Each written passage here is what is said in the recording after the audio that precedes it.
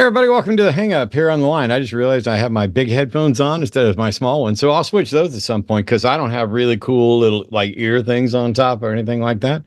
Yeah, this is my Wednesday weekly show, which often gets more into politics, but still is we're eager to focus on religion, religious claims, etc. And the key thing is, let's see if we can have a conversation. So, if you have a way to prove your beliefs, whether they be about gods or governments or anything else that you think we're just completely wrong about, call in and make your case. And what I'm hung up on today is callers. I'm not completely avoiding the news, but I will say that I'm not as keen on actually discussing the news. Mine completely froze in Zoom. I hope it didn't freeze on the show, but not as keen on actually discussing the details of the news because I haven't been able to process all of it yet. I mean, we got wars and rumors of wars. Maybe it's the end of the world, but I do want to get some calls. And so if we don't get calls in the gaps between calls, I'm going to have my guest try to convince me to call myself a communist. So please welcome tonight's guest, my friend Jovan Bradley. Couldn't be a better person to be here. How you doing? Hey, Matt. I'm doing good. Very excited to be here, even though I have to be up at 3 a.m. tomorrow. That's a terrible time to have to get up. Yeah, I always fly early flights. So when the flight is at 7, so I want to be at the airport by 5. So then I wake up at 3. But I you know what? I'd rather be tired at the airport than miss an evening with you, Matt. Well, I appreciate that. Thanks, man. We had company in town. Actually, we had a family member in town, and I had a friend in town because this weekend was South by Southwest, which it turns out I've avoided in the entire time. I've lived in Austin since like 95, 96, and I never go to do anything South by Southwest, which was a big kind of film festival, but there's also some stuff there that's not film related. And a friend of mine had some passes and came to town and had dumped her boyfriend. So I was the beneficiary of the pass, but the reservations that he had made on the pass did not transfer to the new pass. So we got to the very first event, and I've got this fancy pants platinum thing, and I'm at South by. And we get up, and the first film is the one I'm most excited to see. It's called Capturing Bigfoot, I believe. It's called Capturing Bigfoot. It may be, but it's related to Bigfoot, and it is produced by and includes all the details of the men who did the original Bigfoot hoax footage, and includes behind the scenes stuff like that, where he's walking and. Yep. Classic.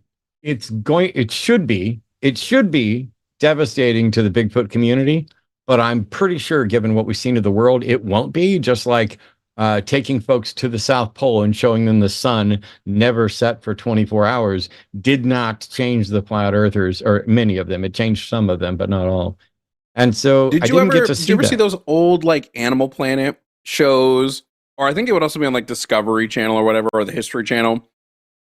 Like, I remember Animal Planet did that whole mermaid one where they're like, and at the end, we're going to show a real mermaid. Yeah. And it was like clearly the fakest thing ever. Yeah, they do that all the time. It's like, have we discovered Bigfoot? Tune in Thursday, March 28th at 7 p.m. And it's like, I wouldn't need to tune in Thursday, March 28th at 7 p.m. It would be headline news everywhere right now. Yep. Which means every time they do something like that, you already know the answer is no. Not in an incredible sense. I did get to see one film over the week, and that was I Love Boosters, which is very weird, and I don't want to give too many details because I mean it's an outlandish, absurdist comedy with it's great. It had Kiki Palmer and Demi Moore and Don Cheadle and a bunch of other people. I love Kiki Palmer so much. I'm screwing up. I'm going to screw up the name. It's Bootsy. I can't remember his name. He wrote it and produced it and directed. Not Bootsy Collins, but another one. And I'm so Boots sorry. Riley? I forgot that I should have written it. Was it Boots Riley? Yes. Sorry, Bootsy. It's Boots Riley. Anyway, it was great. It was a very fun movie to watch. I definitely would recommend it. There was a problem with the audio at the theater. I didn't get a chance to, but I went to the socialism conference last year, and he was doing a panel I don't remember what it was on, but Boots Riley was doing a panel last year. But I didn't get a chance to go because I think it was like right at the start of me dealing with my medical stuff. Like the whole time I was in Chicago for the thing, I was like dying in bed. Yeah, it was. I enjoyed it, and then yesterday, was it yesterday? Yeah, yesterday morning I went and saw the animated short entry, and so it was about an hour and a half with I think six, I believe it was six documentaries, or not documentaries, animated shorts, and there were a couple that were outstanding. There was one that I would have to give high remarks to, even though I know for a fact I could never watch it again. I barely was able to watch it the first time. And it was, my apologies, I don't know how else to frame it, but it looked like someone who was an abuse survivor and not particularly in touch with reality used a very difficult to look at art style to put together their story. And on occasions,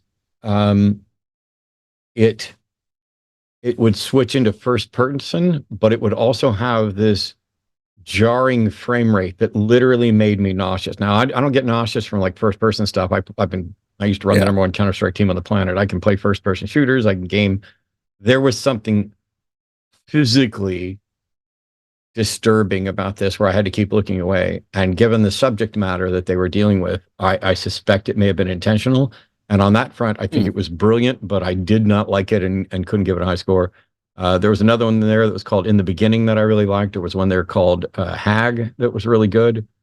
And a couple others. I'm glad I got to go and hang out with a friend. And then we also went to the Ren Fair on Saturday, which it looks like I may go to again sometime.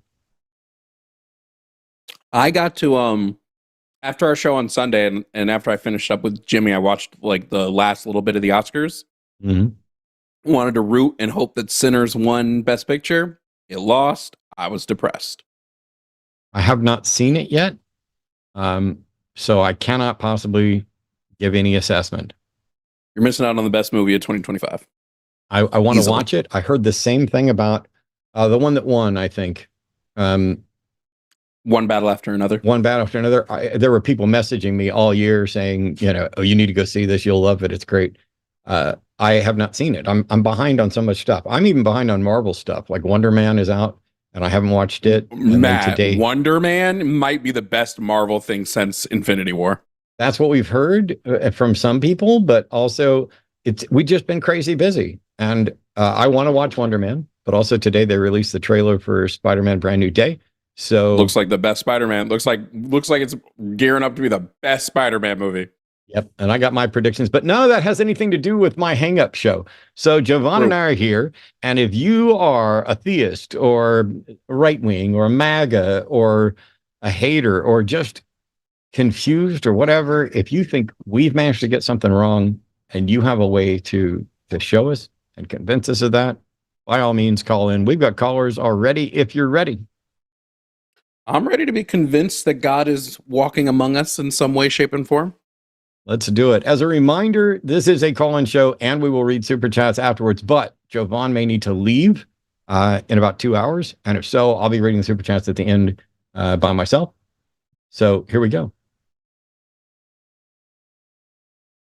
And first up, we have Harvey from Canada, who's a theist, pronouns he, and calling to discuss the cosmological argument. Hey, Harvey, how you doing?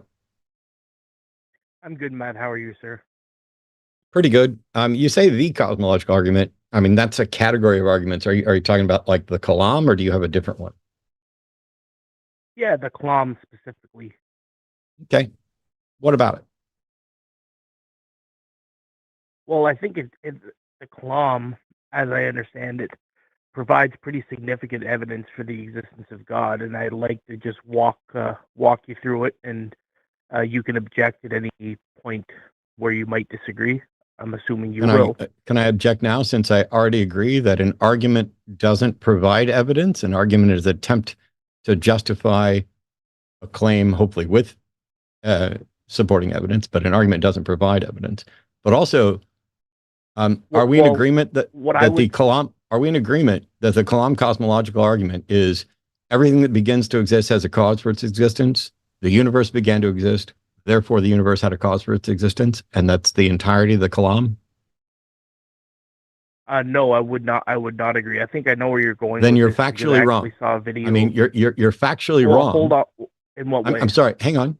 You're factually wrong, Harvey, because that is the Kalam cosmological argument, and I'd be willing to bet that it's pretty much word for word. So if you have a different one, we're going to need you to present that. Well, Matt, if you would have allowed me to finish, what I was going to say was that is the entirety of the deductive argument, but the argument goes beyond that in assessing what the first cause was. So if you would allow me to have finished, that's what I would have said. I agree with you that that's the we entire... can stop the passive aggressive stuff with the if I would have allowed you to finish. I'm sitting here trying to set up the call so that it goes well. And you've already said, you said you wanted to talk about the Kalam. I presented the Kalam word for word right down to the conclusion, and you want to add to it.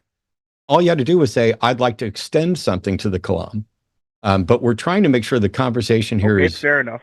We're trying to make sure that that the conversation here is actually productive. And I'm not wrong about what the Kalam is. You're going for an extension of it, which is fine. We can do that. Well, actually, Matt, I'm not wrong, because in Al-Ghazali's original work, he takes the argument beyond just the syllabism. But for the sake of argument, I'll concede on that point. And so, on that, do you not object to the the deductions within the argument, or the premises within the argument?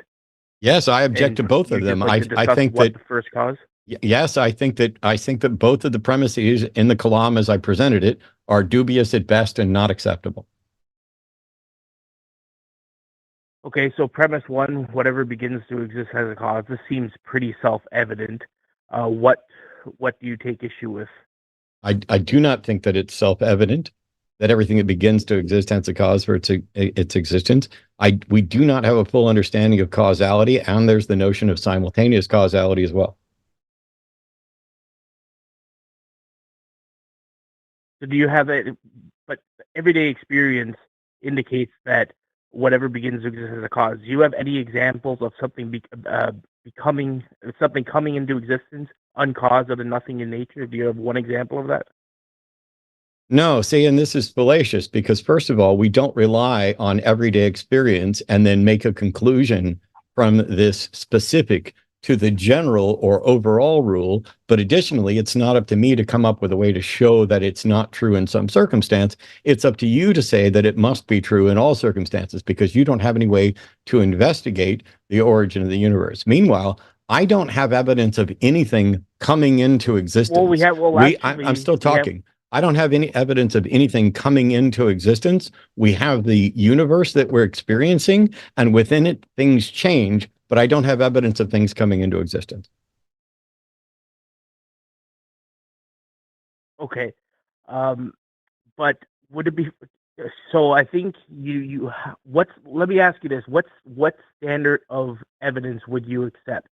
Because it would seem pretty intuitive that whatever begins to exist has a cause. Yeah, I don't care about your intuition. Your intuition isn't mine. I need empirical evidence. I'm sorry. If you ask me a question, I'm going to answer it. I don't know why you're trying to talk over me. When you ask me what sort of evidence would I accept, I'm sorry. I don't know why you're talking over me after I called you out for talking over me. It's absolutely obnoxious. When you ask me what kind of evidence I would accept, it depends on the claim. Take a breather. I'm sorry. I'm going to have to mute you, because you absolutely are just not able to do this. I'm in the middle of a fucking sentence to answer your question. When you ask me what sort of evidence would I accept, that is contingent on the claim. Some claims are already consistent with loads of things that I already accept and that we in general already accept. And some things are inconsistent and not well supported by things in reality. And so when you say, what sort of evidence would you accept? It may be the case that the answer that I'm going to give you is, I don't know.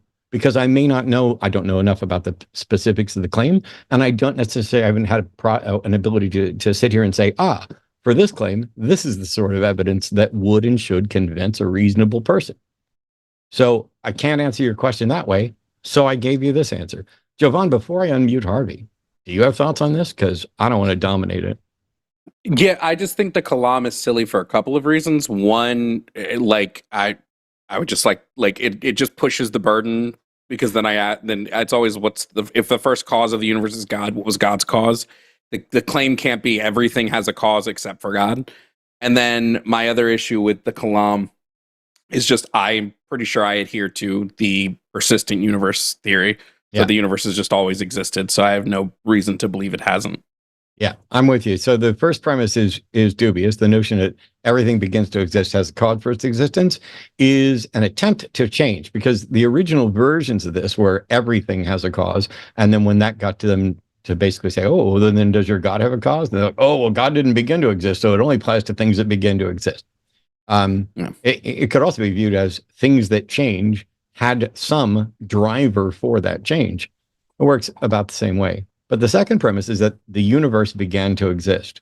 And I have absolutely no reason to think that that's possible.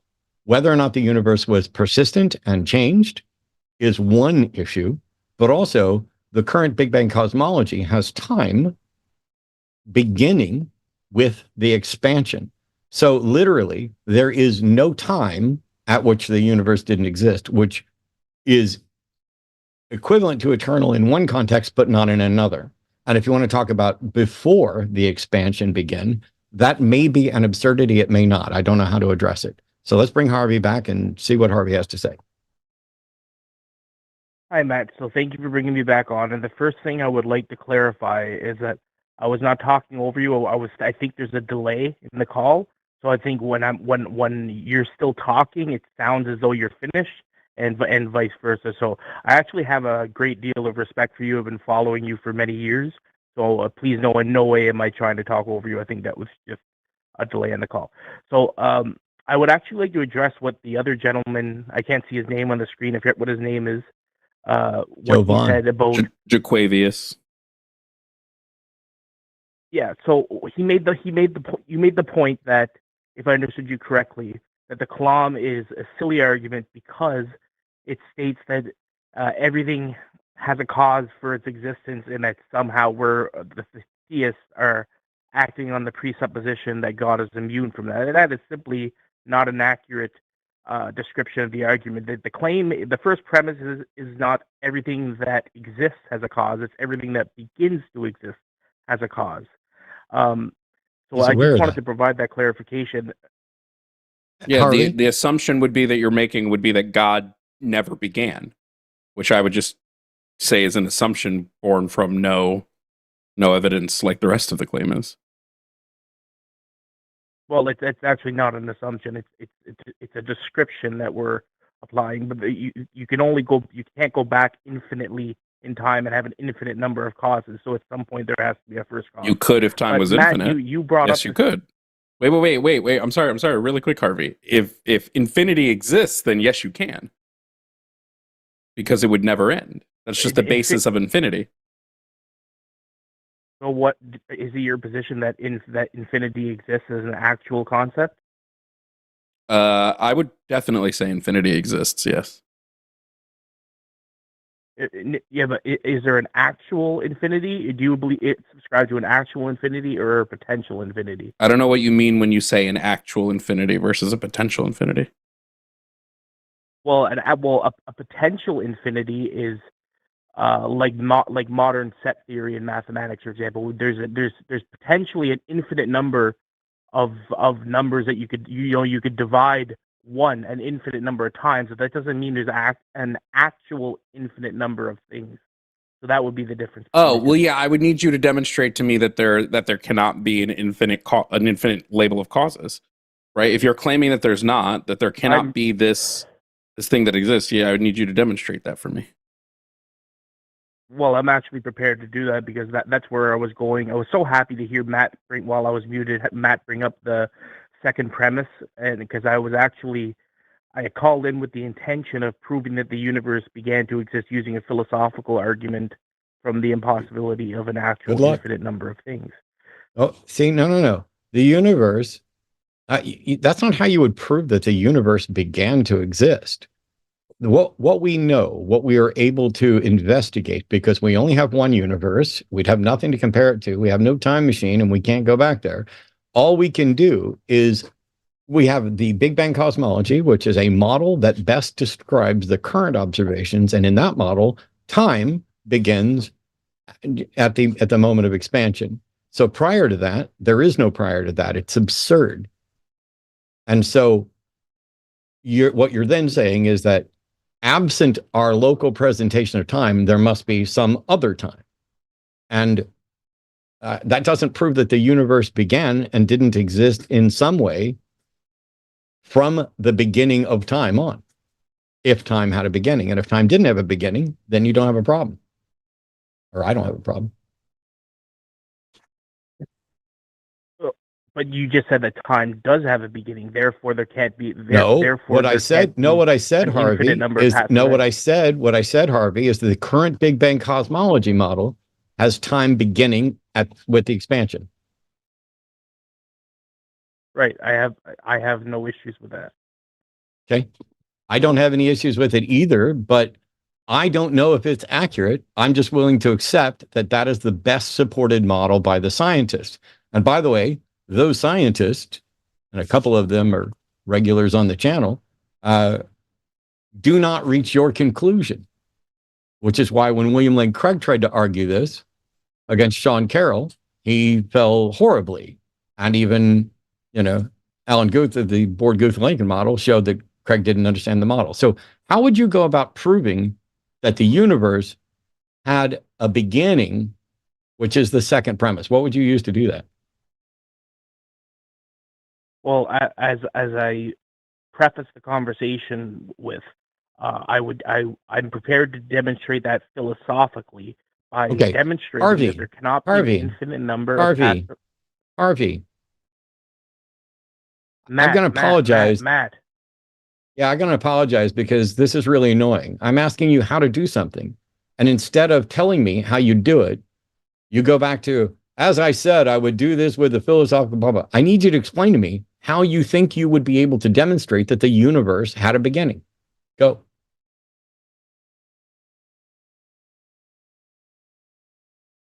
Okay.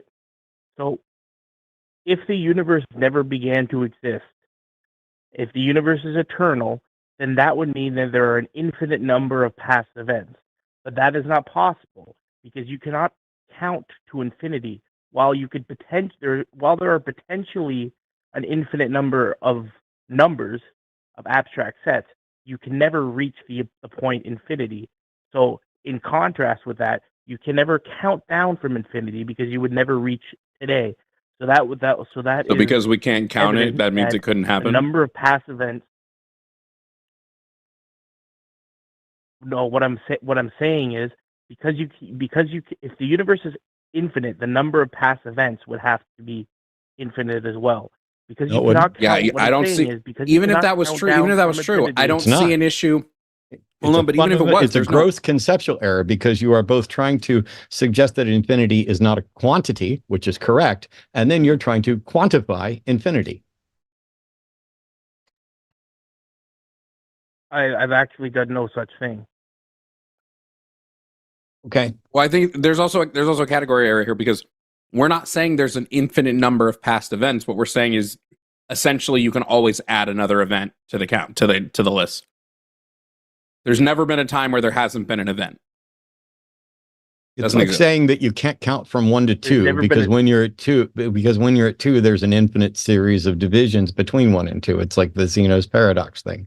You're not going to get me, and you shouldn't be able to get anybody to think, oh, he's demonstrated the universe had a beginning merely because you're messing around with infinities or paradoxes related to infinity.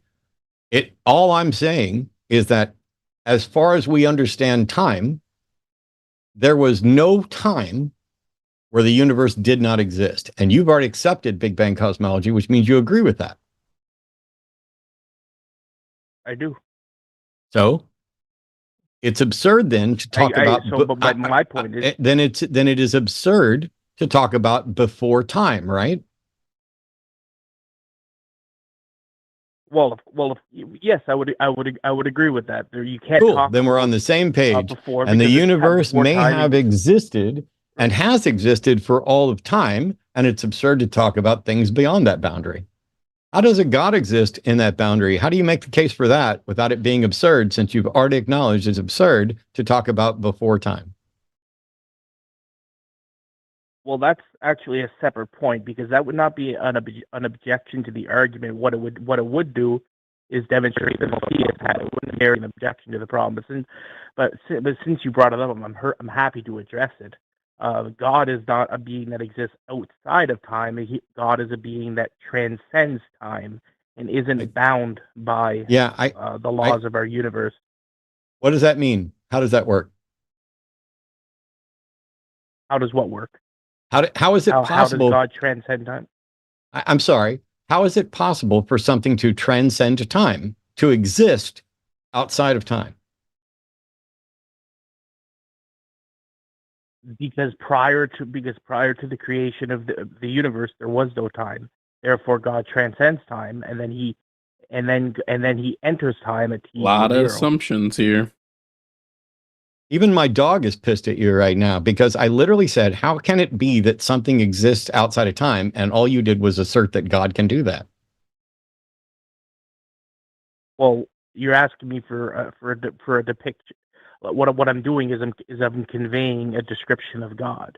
And I don't care for your description of God. I care for a description of the God that is and exists. You don't get to just say, oh, I'm going to say there's a magical being that seems to be capable of doing what we would consider absurd under any other circumstances, and never make any attempt to justify it, and just claim that it can be so. Well, hurrah. Well, I've got a God in my butt that says you're wrong. Well, that's kind of a straw man argument, Matt, if you really think about it. It's not a straw man argument. That's not a straw man. It's not a straw man argument at all. I asked you to explain how X is. I'm sorry, would you stop fucking talking over me? I asked you to explain. Would you watch your language, sir? No, I won't fucking watch my language on my own fucking show. How dare you fucking tell me to say any fucking thing ever, you rude motherfucker. I asked you to explain how X is possible, and instead you merely asserted that it is. Would you like to try to demonstrate how X is possible, or should we fucking move on to another fucking caller, you whiny little bitch? Maybe you should move on to another caller, because I don't think you're interested in having a rational conversation, and you're very unprofessional. You're done. It's such a lazy tactic. I'm very unprofessional. I literally I'm not going to answer your question, but I'm going to call you lazy for getting mad at me for not answering your question. I've only been addressing the Kalam for 20 years. I asked you the same questions I probably have asked you before, and I've asked countless other people. It's really simple. The Kalam cosmological argument is everything that begins to exist has a cause for its existence. Premise 2, the universe began to exist. Conclusion, therefore, the universe had a cause for its existence. Even if we granted the first two premises, the conclusion is the universe has a cause. That tells us nothing at all about the nature of the cause, and that's what Harvey would like to do. Harvey would like to say, there are extensions to the Kalam, which I'm aware of, talked about them many times for years. The problem is, I'm not convinced that the first premise is reasonable or sound. It seems like it's a dodge to try to claim that everything has a cause except for this thing I'm going to talk about. Just like everything or everything else to exist is necessarily temporal. Like if you exist for 0 seconds, that is fundamentally not distinct from not existing at all. Something that does not exist also exists for 0 seconds, 0 amount of time. I shouldn't say seconds. What's the quantity of time that something doesn't exist? Exists? 0.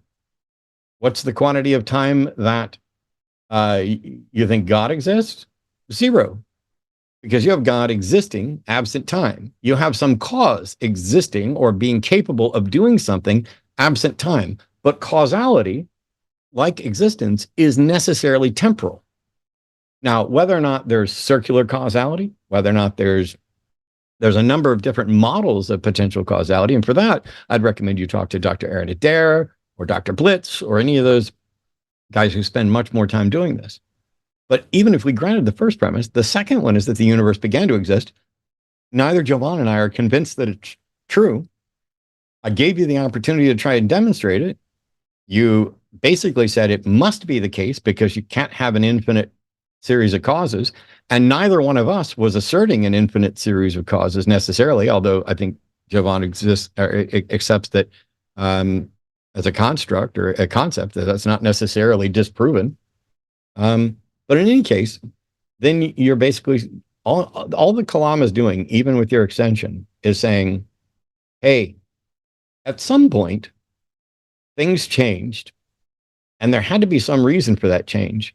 And since we aren't aware of a natural reason, a natural cause within space and time that we can identify, you're somehow justified in inventing a cause that you think is necessary because it fills the gaps. Ooh, we'll just make it capable of existing outside of time. We'll make it capable of being the cause. Therefore, we've solved the problem.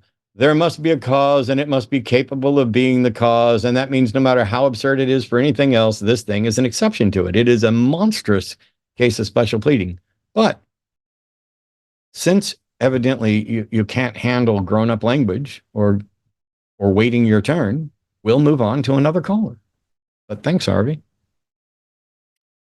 Yeah, it always annoys me when they go, God, the universe can't be infinite, but God can be infinite. That's just really gets under my skin. Yep. And there's loads of other problems. But if you want to get into physics, definitely, call Aaron Adair or Blitz or anybody. Did you we got another caller did you hear right now. about Sorry, did go you ahead. hear about the news with Blitz? Yes. Yeah. I was But- sad. Yeah. I'm not talking about it out of respect for that. Sorry. Oh, sure. Yeah, my bad. We have Adam in Croatia, who's a theist, pronouns are he, him, that wants to know, how is God hiding? Hey, Adam, what's up? Hi. Hi. So I've called you to bring you more evidence of God. So you should take a pen and you should write down the name of the following video on YouTube. No, It's called. no. I'm going to pause you right here.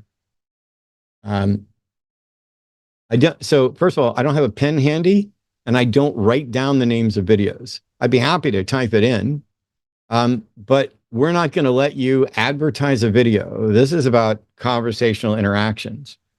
And the reason the prompt says, where is God hiding, is in part because I think one of the strongest arguments against the various gods is the argument from divine hiddenness, that the world does not appear the way we would expect it to appear if, in fact, there was a God. But you say you're going to give me evidence of a God, and you decide to point me to a YouTube video. I'm not interested in a YouTube video. I'm interested in you presenting the case for a God. Hopefully we can do that. Let's welcome back Adam, who I'm taking off mute. Hey, Adam, what's the evidence for God? Yes, the evidence for God is that in Philippines in 2013, Jesus Christ did a miracle of the sun, and 10,000 people witnessed this, and you have a video of it that I wanted to show you. How do you? This is what real. What was Adam? Adam, what was the miracle, and how do you know Jesus did it?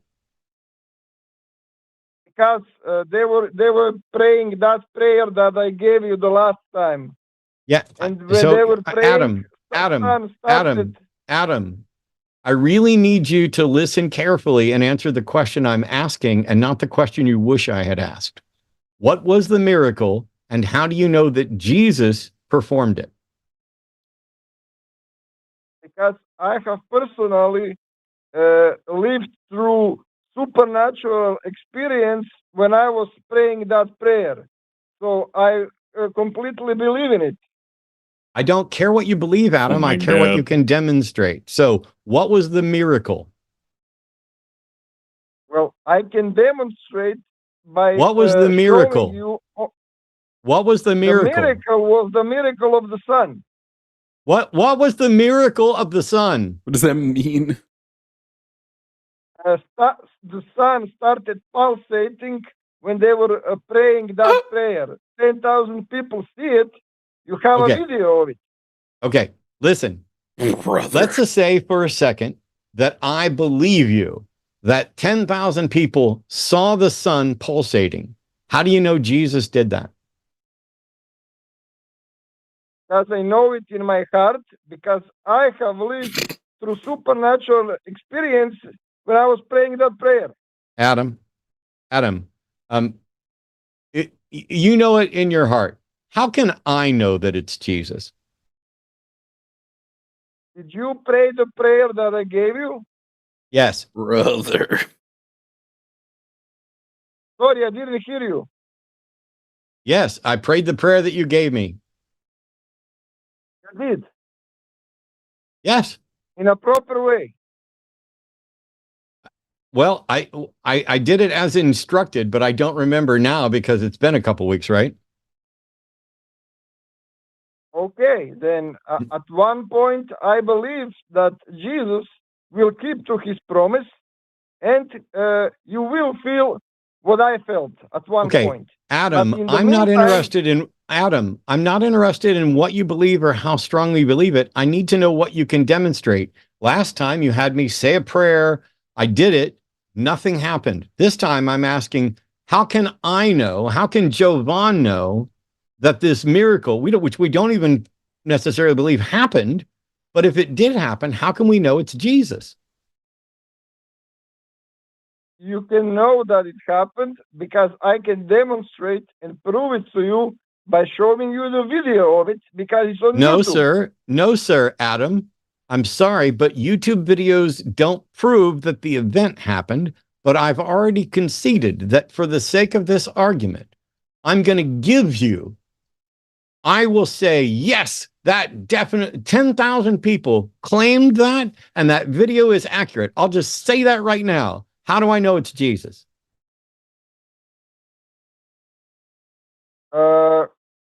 How do you know it's Jesus?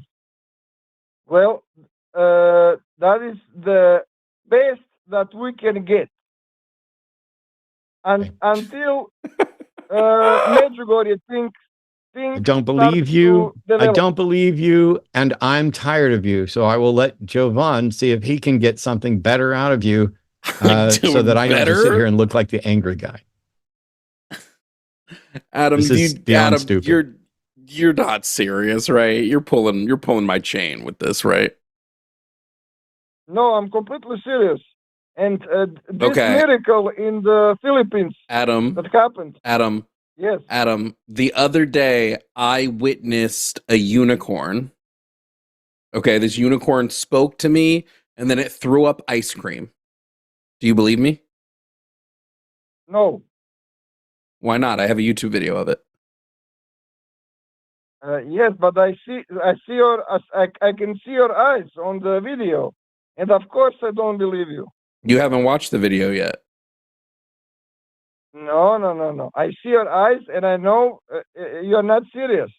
But I can also see the eyes of the seers in Medjugorje. You can see my who have eyes, so you been know shown by God. I'm not serious. Because you can see my eyes.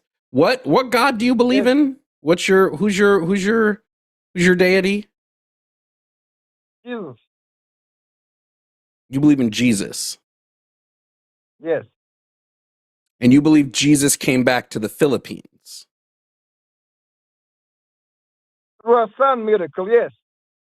To perform a miracle in the No, Philippines, of all places. Did The place that is not Did the Jesus' holy miracle only land. happen in the Philippines? Because the sun can be seen from everywhere, right? Yes. You didn't see when the sun pulsed the other day, Matt? How did it only happen in the Philippines? Is that the miracle? No. Jesus is the master of reality.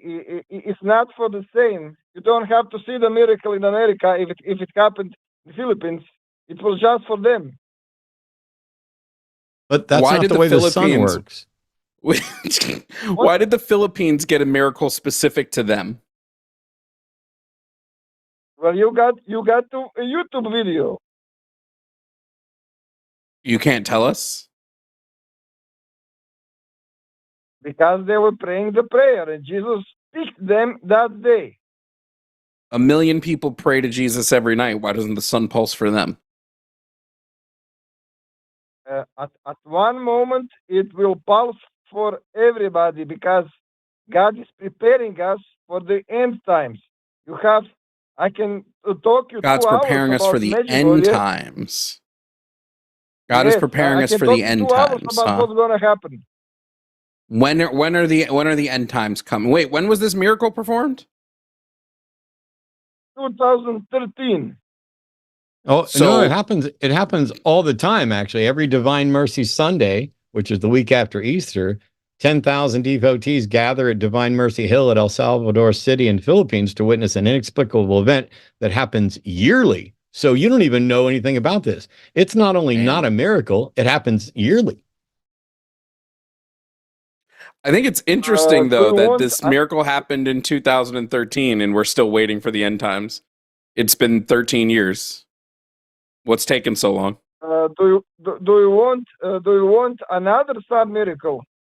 There was also it happened many I times kind of do, in not gonna lie. Medjugorje. I can give you many videos. For example, Can you just? you should We take don't need the pen and videos. write Just down. tell us what happened. But why would I tell you when you have a video? This is the name of the video. I have a video. Medjugorje. I have a video, and I want to know if you think this is real. Okay, I want to know if you think this is real. Okay, I have a video, Yes. Adam, and in that video, there's these two. There's a cowboy and an astronaut, and the cowboy and the astronaut are really contentious at first. Eventually, they become really good friends, but like they start the video off really angry. Is it a miracle when the cowboy knocks the astronaut out of a window, and then they go to a pizza place? And eventually the astronaut gets his arm ripped off and he becomes Mrs. Nesbitt. Was that a miracle?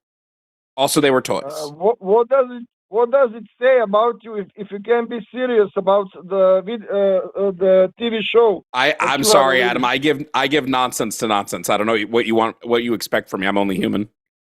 No, Nonsense begets nonsense. I'm telling you the name of the video where you can see the sun miracle in Medjugorje. Tell me the name of the video. Tell me the name of the video right now. Yeah. I want the name. I want it right now. Okay. Medjugorje, the sun miracle they don't want you to see. This wonder makes unbelievers uncomfortable. That is the name. The sun miracle they don't want you to see. Oh my gosh. Oh, this is hilarious. Yeah, I'm watching a video of a woman standing out in front of the sun, and there's literally nothing happening with the sun. So, like, what are we doing here, man? What are we doing here, Adam? You want me to look at this fake video? What video are you seeing? This obviously fake video that I can clearly. Adam, I can see the photo. I can see the special effects. No, it's not a special effect. I don't know that Matt pulled it up. I think Matt has more. Matt loves himself more than I love myself. But having pulled it up, this is really stupid, man. Listen to me. These sun miracles are happening all the time. Okay, in Medjugorje. This is literally Photoshop, dude. I can see the feathered edge. I can literally see the feathered edge in the video. What are you talking about? No, this is Adobe After Effects, my G. I'm staring at the feathered edge. It's Adobe After Effects. I told you. And it's bad too. You can see around. You can see around one of the trees. You can literally see the warping from the special effects around the tree, dude. How is it? Why is it that the sun gets brighter, but nothing gets? The sun is apparently pulsing and getting brighter, but nothing in the area is getting any brighter. The camera, which I don't know if you know how cameras work, but when a light source gets brighter in a camera, the camera struggles to keep up. The camera's not changing. The light on the woman isn't changing. It's a fake video, and you fell for it.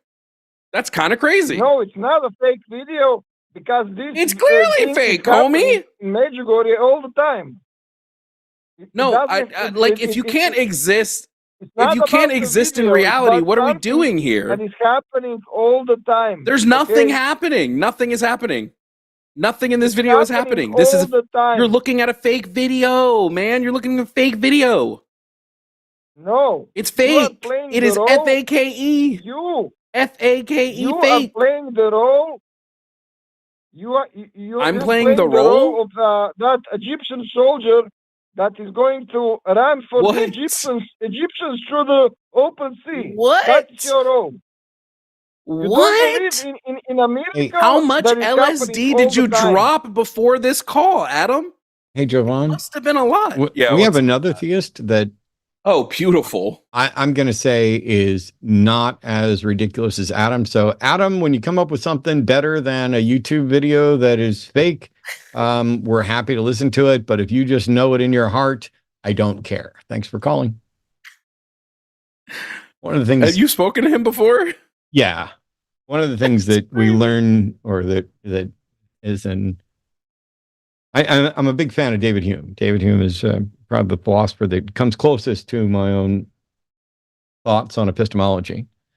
And one of his famous statements is that revelation is necessarily first person, and to everyone else it's hearsay.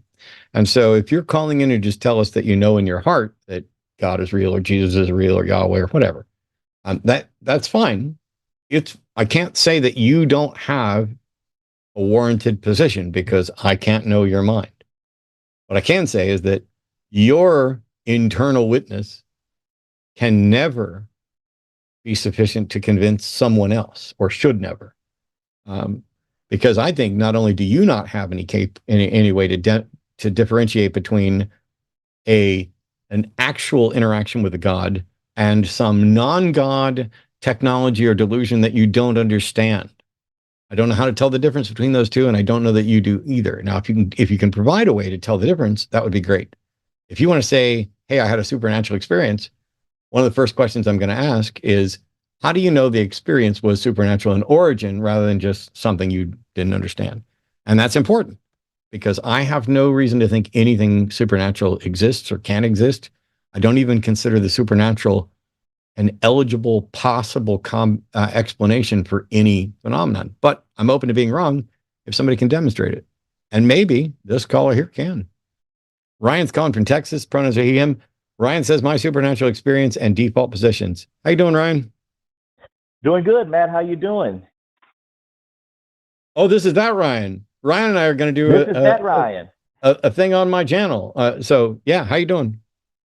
Doing you good. said good. And also, Jovan, how you doing, sir? Chilling. I'm chilling, Ryan. Good. So I apologize, Matt. On Sunday, I had 3 things I was trying to get to, and we were running out of time, and I didn't realize that you were going to ask about my supernatural experience. That kind of threw me off a little bit, but I want to lead with that today because I owe that to you. Is that okay? Sure. Do you want to start with what the experience was and how do you know it's supernatural? I already like the way Ryan's starting more than like every other caller. Yeah, that's Ryan and I, by the way, I'm sorry to interrupt, Ryan. Let me knock this out and then you can jump in. Ryan and I had a conversation at the end of the show on Sunday, and then Ryan emailed, and we're in the process now of maybe having some sort of live hangout between the two of us, probably on my personal channel, but Ryan went ahead and called in today. So let's hear about your experience and how and why you think it's supernatural. All right. So I'll preface it by saying I don't drink.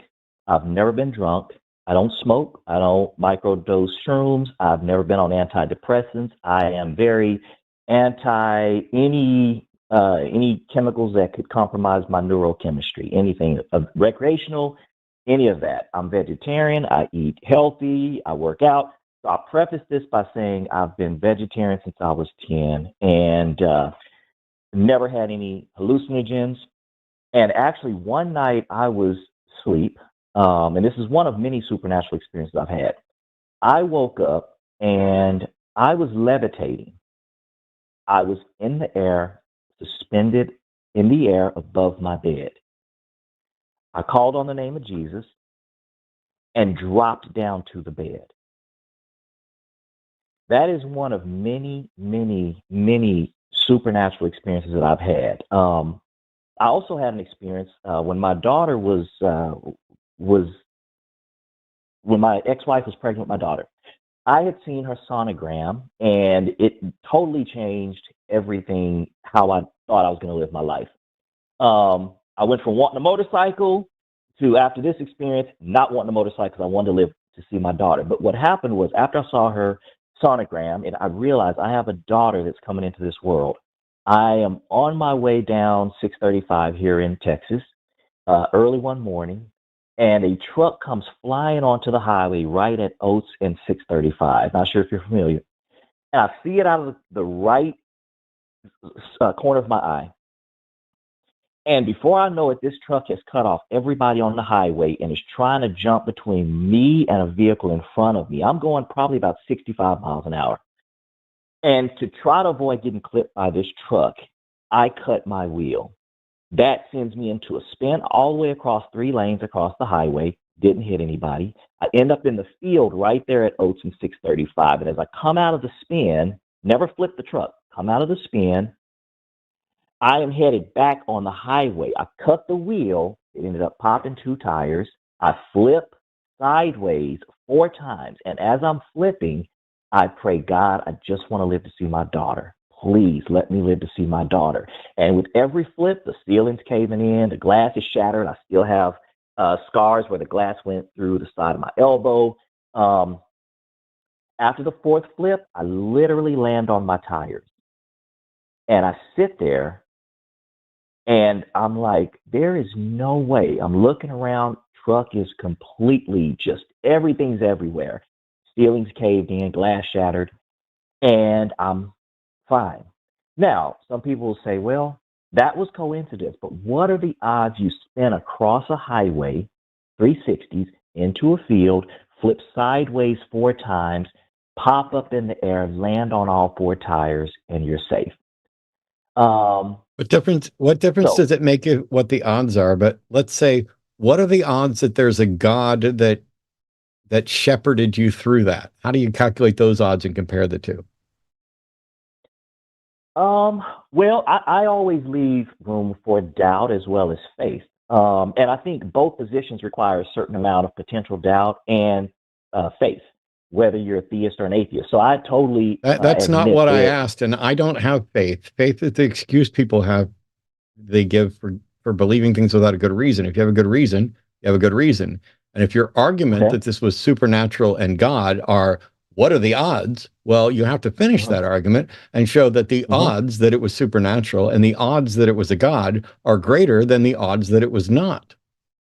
Okay. I'll give you that. So let's remove that one and say it was coincidence.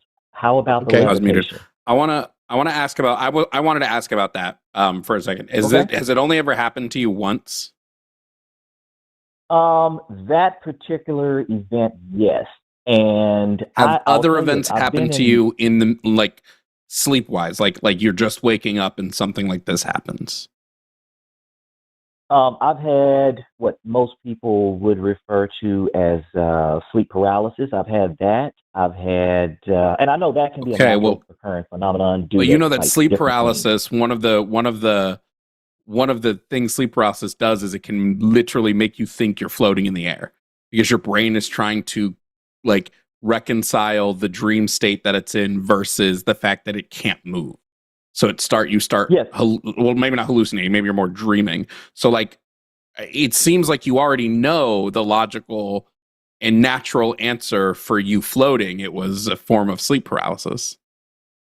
Actually, no. I've experienced both. And I'm familiar with sleep paralysis. I look into things like that because my whole thing with Christianity is if it doesn't at some point lead back to a logic-based analysis, then it's mysticism.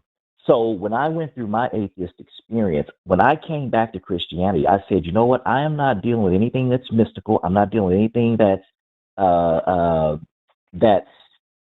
can't be grounded in a certain amount of reality, evidence, and but you're doing that right now. Logic. What reality is it that humans float in the air?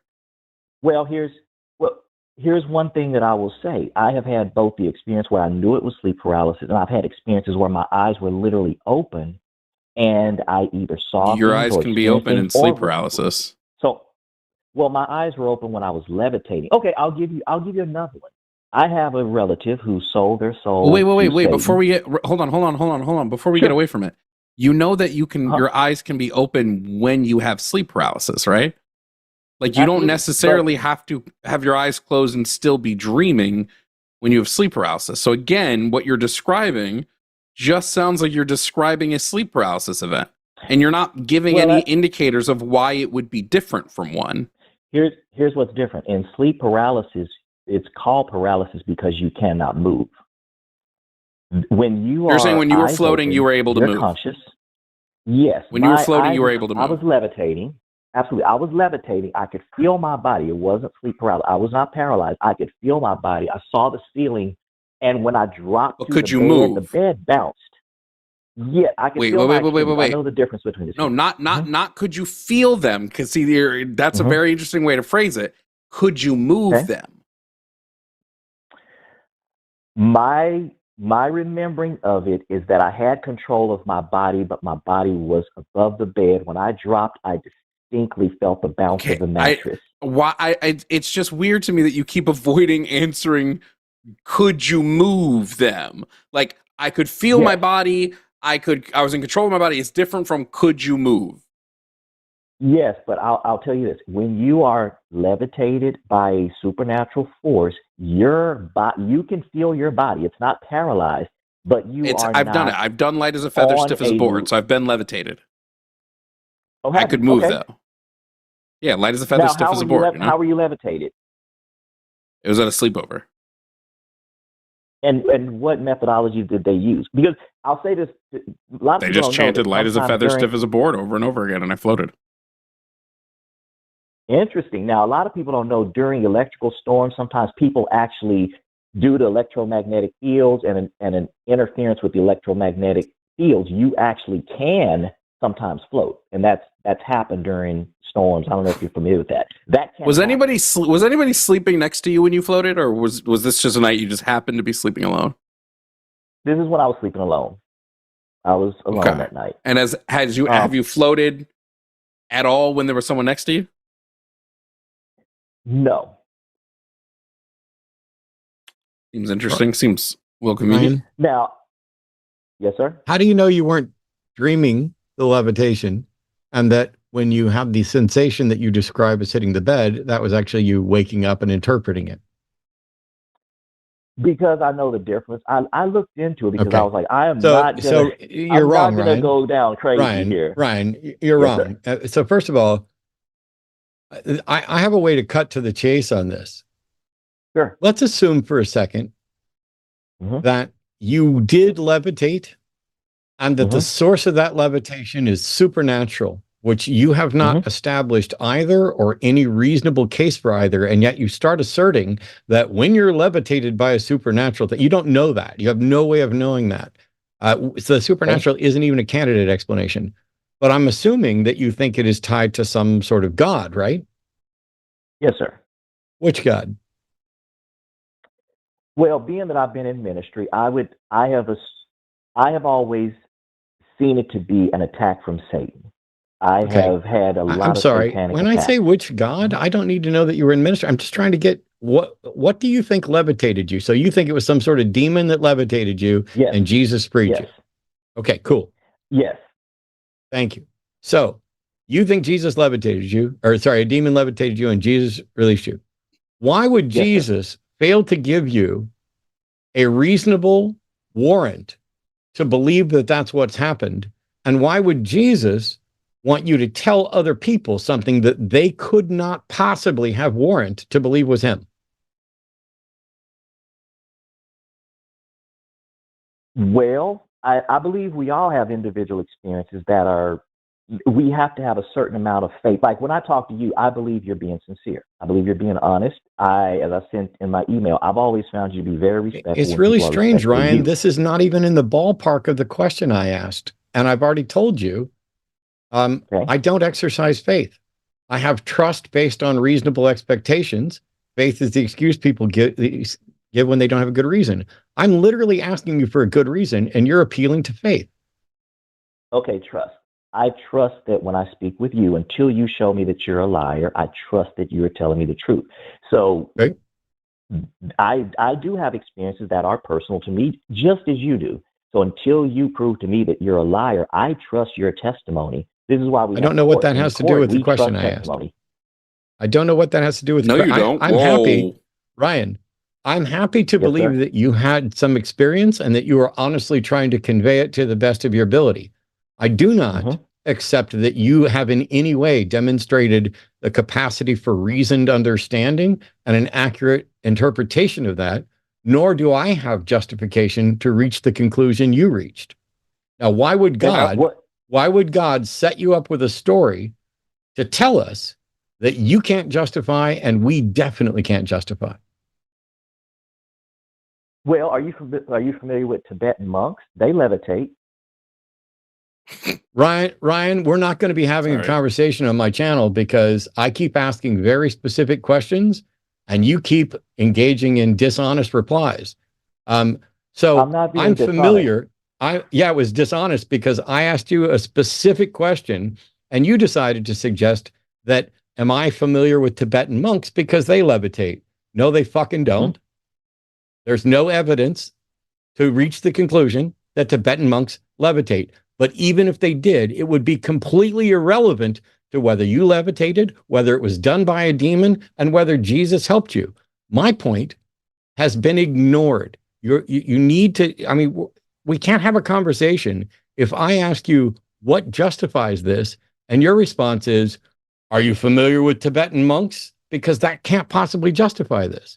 It seems that you don't understand what justification. How do you know that your brain is reliably accounting the events of that night, let alone reaching a reasonable conclusion about what caused them? I can't definitively prove to you in a way that you would have that experience. So I cannot. No. Listen to this. No, stop, Ryan. Stop, Ryan. Okay. I asked you how you justify something, and your response was, you can't definitively prove it in a way that I can have that experience. That is not in the fucking ballpark of anything I asked. I asked about how to justify it. I didn't ask you to definitively prove it. I didn't ask you anything related to whether or not I have this experience. You started this entire conversation by saying, you don't drink, you don't do drugs, you don't take any chemicals that alter your brain, because you know that those are potential candidate explanations for what you experienced. And cool. That's actually called poisoning the well a little bit, but it's fine because you're not being dishonest about it. You're just trying to preemptively shut down possible objections. Yes. I don't know. I don't even know if you're telling the truth about that, but I'm willing to accept that you do, that you are in fact telling the truth. But it is not, the brain is weird. You have sleep paralysis, you have dreams, you have lucid dreaming, you have hallucinations. It is in a state where it is not functioning correctly. And that can happen whether you drank or had drugs or not. It could have been something you ate. It could have been a chemical imbalance. It could have been any number of things, but you've decided that it's necessarily your interpretation and that it's supernatural and that it happened. None of which can you demonstrate to anyone else. And you have no way so far that anyone, like if I were to have the same experience, I could not possibly come to the conclusion that you came to, because I don't know how you ruled out all these potential natural explanations related to the brain that you don't understand.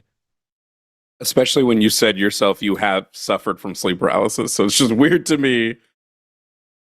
Like anything that happens when we're half asleep, we should just account to a dream. Like you didn't float in the middle of the day surrounded by a bunch of people. You did it coming off of being asleep when no one was around. It's always so convenient, you know? Okay. Well, I didn't have anybody in the bed that particular time. I did have a experience where my brother saw me react to something he didn't see. But I mean, I'll give you that. I've had both experiences. Can we talk about some other things? Hang on. Your brother saw you react to something that he didn't see. Yes. Like what? So I told you I've had demonic attacks. We used to sleep in the same area. I was asleep. I woke up. I saw an apparition above me. It was a very demonic figure. it scared me to the point that I have a little background in martial arts. I literally punched at this thing, and my brother saw it.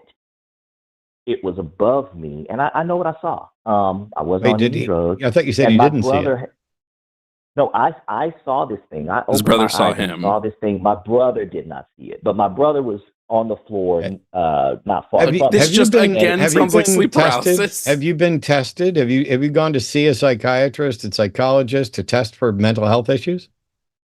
I have not. I Don't have you not. think that's something you should do before you decide that you're actually under demonic attack? By the way, how do you know what a demon looks like? I've had various experiences. I've researched demonology. I've looked into Luciferianism, Satanism, How does ancient anybody know what a pagan demon cults. looks like? How does anyone know Well, what a demon looks like? I can only say when you experience a demon, you feel it and you see it and you know it. And like I said, it Okay. is an individual experience, and you can get That's- into voodoo and Brian, Brian, you Satanism, don't think those- that's convenient? You don't think that's a convenient answer? Like, well, when you experience it, you'll know it. What? Yeah, Well, no, you can tell because by the if way you they look are. cross-culturally, Ryan, do you if think? you look cross, Ryan, do you think? Ryan, do you think little gray aliens with almond eyes are coming to Earth and abducting people?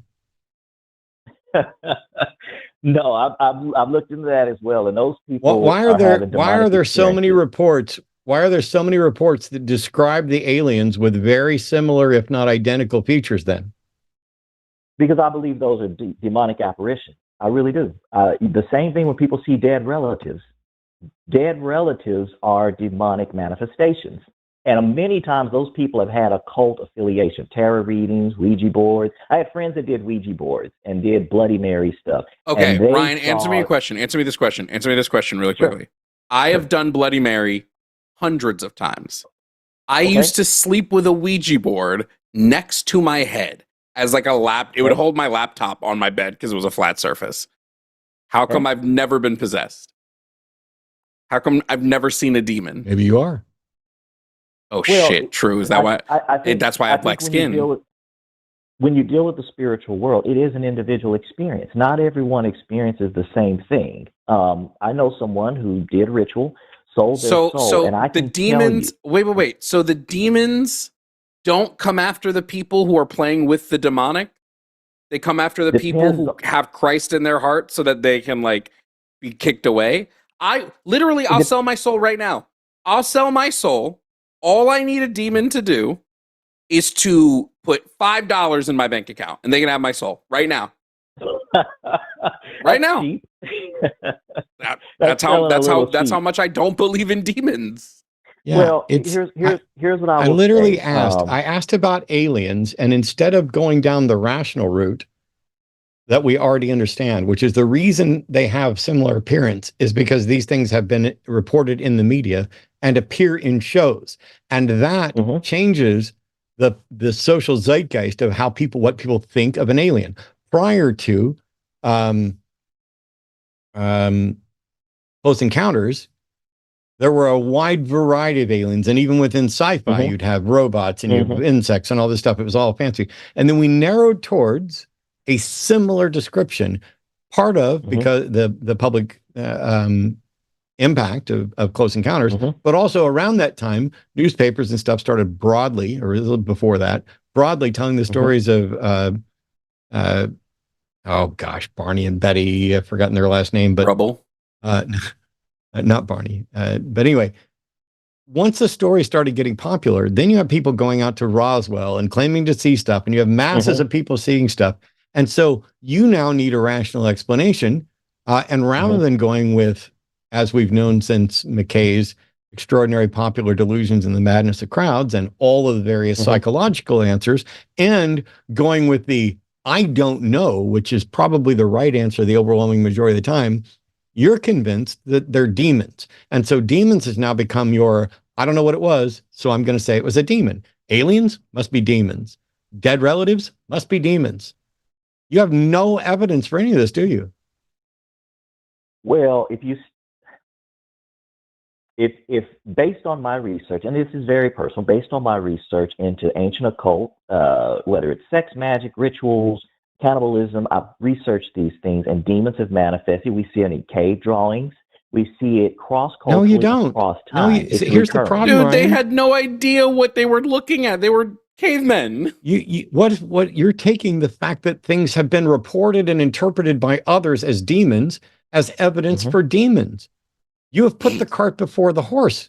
You're like, oh, I went out and did my research. You're not qualified to do the research because you don't ask the follow-up questions. How does this cave drawing in any way demonstrate that the person who drew it saw a demon? Let's say that there was a cave drawing that you looked at and said, that's a drawing of a demon. How do you know that? And how can anybody else know that? Well, typically, things that are grotesque, that are anatomically off, are considered some sort of either demonic or amalgamation. Dog, you ever see So biblically that's accurate typically what's angels? You want to talk about grotesque? Oh yeah, those things with all the Ryan, eyes. I just don't understand what's happening here. There's a million It's other so better wild. explanations for everything you're talking about. It's so wild because you know every what? time we try to get Ryan to tell us how he knows something, it's just another credulous acceptance. Oh, well, I know it was a demon because demons have been described as grotesque. Okay, what makes that description accurate? Also, it just doesn't make sense that demons would present themselves as grotesque. Lucifer isn't they do described both. as grotesque in the Well, Bible, is he? He's the They most do both. beautiful. No, he was they the do most both. beautiful. They can be beautiful. Yeah, Oh. absolutely. Lucifer Okay, was. Why So- would a demon? so why would a basically demon what you're ever show saying itself as Is grotesque to something anybody? that That's can just be the most counterproductive. beautiful and can be grotesque, exists Absolutely. and decides to appear as grotesque in order for people to represent it as grotesque instead of appearing as beautiful in order to deceive them. It's both. The incubus You can't- and succubus, Brother. it can be both. Ryan, you are not in touch with reality, my friend. Can we get to default positions? Yeah, my default position is that all of your claims need to be demonstrated, and until they have been in a rational sense, I have no warrant to accept them. And at this point, not only have you failed to provide anything remotely rational, you have repeatedly and consistently demonstrated that you don't understand how to go about establishing whether or not a claim is true and whether or not your beliefs are warranted. Okay. I'll give you that, because the supernatural is something that if you don't believe in it, there are physical ways of rationalizing that someone hallucinated. And I'll give you that. I No, totally sir. will give you that, Matt. No, sir, you don't get to give it to me and then call it a rationalization. Rationalizations aren't rational. They're attempts to pretend to be rational when they're not. The rational position is that you did not, in fact, levitate because of a demon until you demonstrate that that is, in fact, the most probable explanation. It's not a rationalization to not believe you. It would be speculative to say, oh, this is because of this, or this is necessarily sleep paralysis. I think that's the most reasonable explanation right now. As Jovan was pointing out, you basically described sleep paralysis and then asserted it wasn't sleep paralysis. And you Describe keep it to admitting a T. you have no way of demonstrating the truth of any of this. And it seems to all be personal. Oh, like I have this experience, and why don't I see demons? Why doesn't God talk to me? Does God talk to you? Well, I believe so. Honestly, and I wasn't going to tell you this till at another time, but actually on Sunday, I was woken up from, I was dead tired. I was woken up just before I called in on Sunday. And it was the craziest thing because I had drank chamomile tea to not wake up. I wanted to sleep for a full 8 hours. Wait, I thought you said you didn't until take any chemicals that could alter the brain. No, chamomile tea is an herb. It's just, it's a relaxer. Caffeine. An herb. It's I got an herb downstairs I'm going to partake of right when this show's over. It definitely alters my brain, as does caffeine, as do the herbs. And wow. Dude, caffeine alters your brain. You recognize that, right? Caffeine. It's caffeine. Caffeine is a drug. Well, not recreational. I'm talking, we all know what psilocybin, mushrooms, weed, we know those things can produce. You know what's funny psychosis. Is you misrepresented rational thought as rationalization, and you are demonstrating that you are going to rationalize at every opportunity. I think most people know the difference between an herbal tea and a recreational drug that gives you psychosis. I would say that most people do too, but most people don't say they don't take any chemicals that can alter their brain and then tell me how they do. Well, that's why I clarified with recreational. I said that earlier, recreational drugs that are mind altering. No, but you said you don't take, I wrote it down word for fucking word. You said you are anti any chemicals altering the brain, and you've been a vegetarian since you were 10. Mm-hmm. And I clarified to say recreational drugs. I distinctly remember saying that at the end of all of that, because I wanted to make sure we ruled that out. Well, I don't need, it's not, would you agree that it's not merely recreational drugs that can alter your brain? Yes. Okay. So, when we say basically we have a list of things, that can alter your brain, and you excluded part of it, but not all of it. Because I think there's a difference between recreational use of psilocybin, mushrooms, weed, cocaine, acid. There is a difference between things that produce psychosis, paranoia, and hallucinations, or eating a salad that can alter your brain, drinking an herbal tea that can help you relax, drinking grape juice that's got melatonin. I mean, there's things that the body is chemical.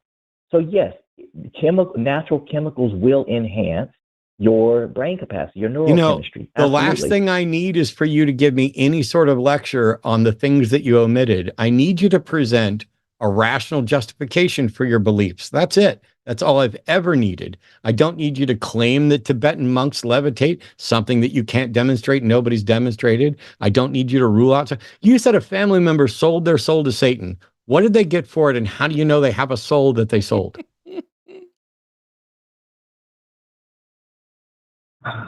Okay.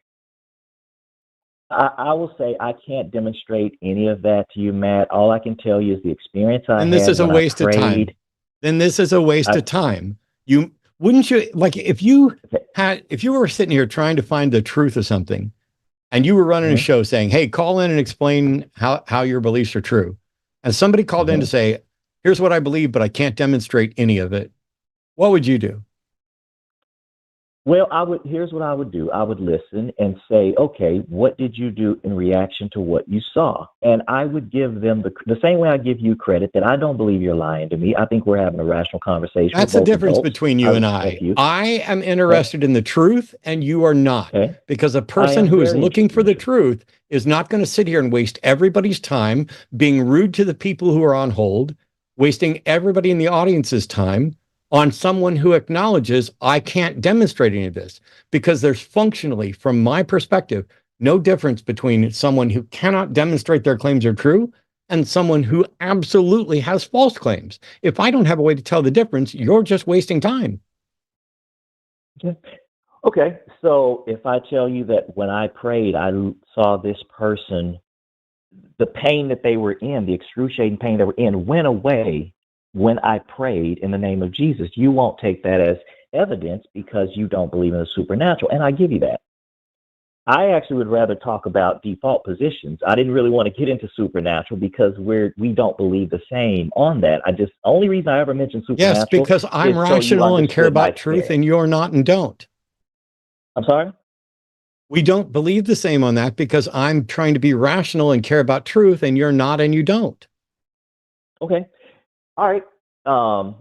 Can we talk about default positions? Because I really wanted to get to that the other day when we ran out of time. And I apologize for even going to the supernatural thing. I really thought I could just give one story. I didn't know it would turn into this long because I really wanted to talk more scientific and things of that nature. The null hypothesis is the idea that establishes the default principle for me with regard to epistemology. And the null hypothesis is that there's no connection between two things until such time as a connection has been demonstrated. So if somebody says, I experienced a ghost, my default position is that there is no connection between their claim that they experienced a ghost and actually experiencing a ghost until they can demonstrate it. My default position is not to accept the claim. That is the rational position as far as I can tell. Okay. So default position when it comes to scientific things would be... I don't have any exception. Ryan? I'm sorry? I gave you the default position. Science doesn't have its own special epistemology and rules.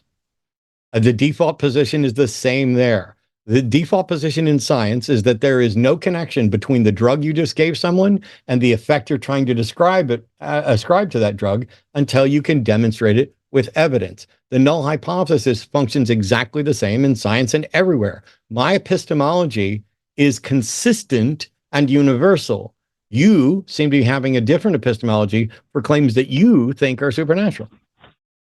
Okay, when I say default position, I'm not talking in supernatural things. I was actually trying to move on to more science. That's so fucking weird, Ryan.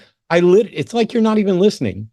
I wasn't talking about supernatural things anyway. I literally just explained to you that the default position, the null hypothesis, is universal.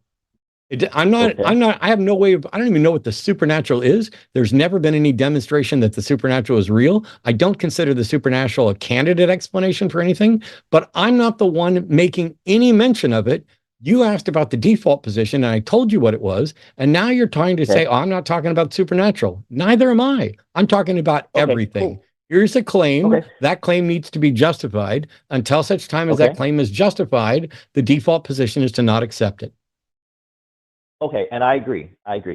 So if I'm looking at nature and we're talking about the scientific evidence for or against, let's say, whether things had a beginning, the default position would be if I've always seen horses produce horses, carrots produce carrots, the default position would be that life has to come from something living. Would that not be the default position? That life must always come from something living. No. Definitely wouldn't be my position. Okay, so abiogenesis, where do you stand on abiogenesis? I think abiogenesis is a fact that it must have occurred, and we don't necessarily know how yet, but we have a number of models, and the building blocks of life seem to be prevalent in the universe. Okay, so my default position is that if we do not have evidence that something non-reproducing, something non-living can create something living, then the preponderance of the evidence shows that life must come from life. And that is why I believe we were created, is we don't have evidence that life can come from something non-living. And so a lot of times people say, well, over time, but time's not a creator. Time has never been demonstrated to be a creator. I'm sorry, Ryan. You seem to have a script and a massive amount of confusion. So nobody is saying that time is the creator. We're saying that the process of change requires time. But what we do have from, for example, the Miller experiments and others are examples of non-living things producing living things, self-replicating molecules. However, even if we have no example of life coming from non-life, that does not mean that it is impossible, nor does it mean that you can extrapolate from seeing life coming from life that it must always have been so. Those are both fallacies. The burden of proof is on people who are claiming that because we observe A, that is always the case. I don't know how life began, but I know that there's science that supports different abiogenesis models, even if we don't have an understanding of that. But at the end of the day, when you say, how did life begin? I'm happy to say, I don't know. You, on the other hand, are claiming that you do know and that a God created life, and you can't provide evidence for that. Okay, well, let's say I believe in the Big Bang. So I've got to believe that there is everything condensed into a point as small as the tip of a pen. And I've got to believe that that then exploded and that whatever life, all the chemicals, all the molecules, all the things that we know had to be condensed into that, which means life has to be inside of that dot. Okay. No, you fundamentally don't even know the very basics of Big Bang cosmology. It wasn't all the chemicals and everything else. It was the substance. Chemicals were formed from hydrogen in stars. Okay. That's how the heavier elements began. It's not like there was carbon in the singularity. The singularity is a mathematical construct. You really need to talk to Dr. Darren Adair, Dr. Blitz, anybody who can educate you on the actual claims of Big Bang cosmology, which, by the way, isn't an assertion of truth. It is simply the single most consistently science is the single most consistently reliable path to a good understanding of the world, and Big Bang cosmology is the current best model that explains the observations of reality and the origins. Creationism is not science, does not attempt to, it tries to claim it's science, does not attempt to actually be science, and has no model that explains anything. It's just magic man done it. Okay. So how did life survive the heat temperature of the Big Bang? Life didn't exist then. We do not have... Life didn't exist then.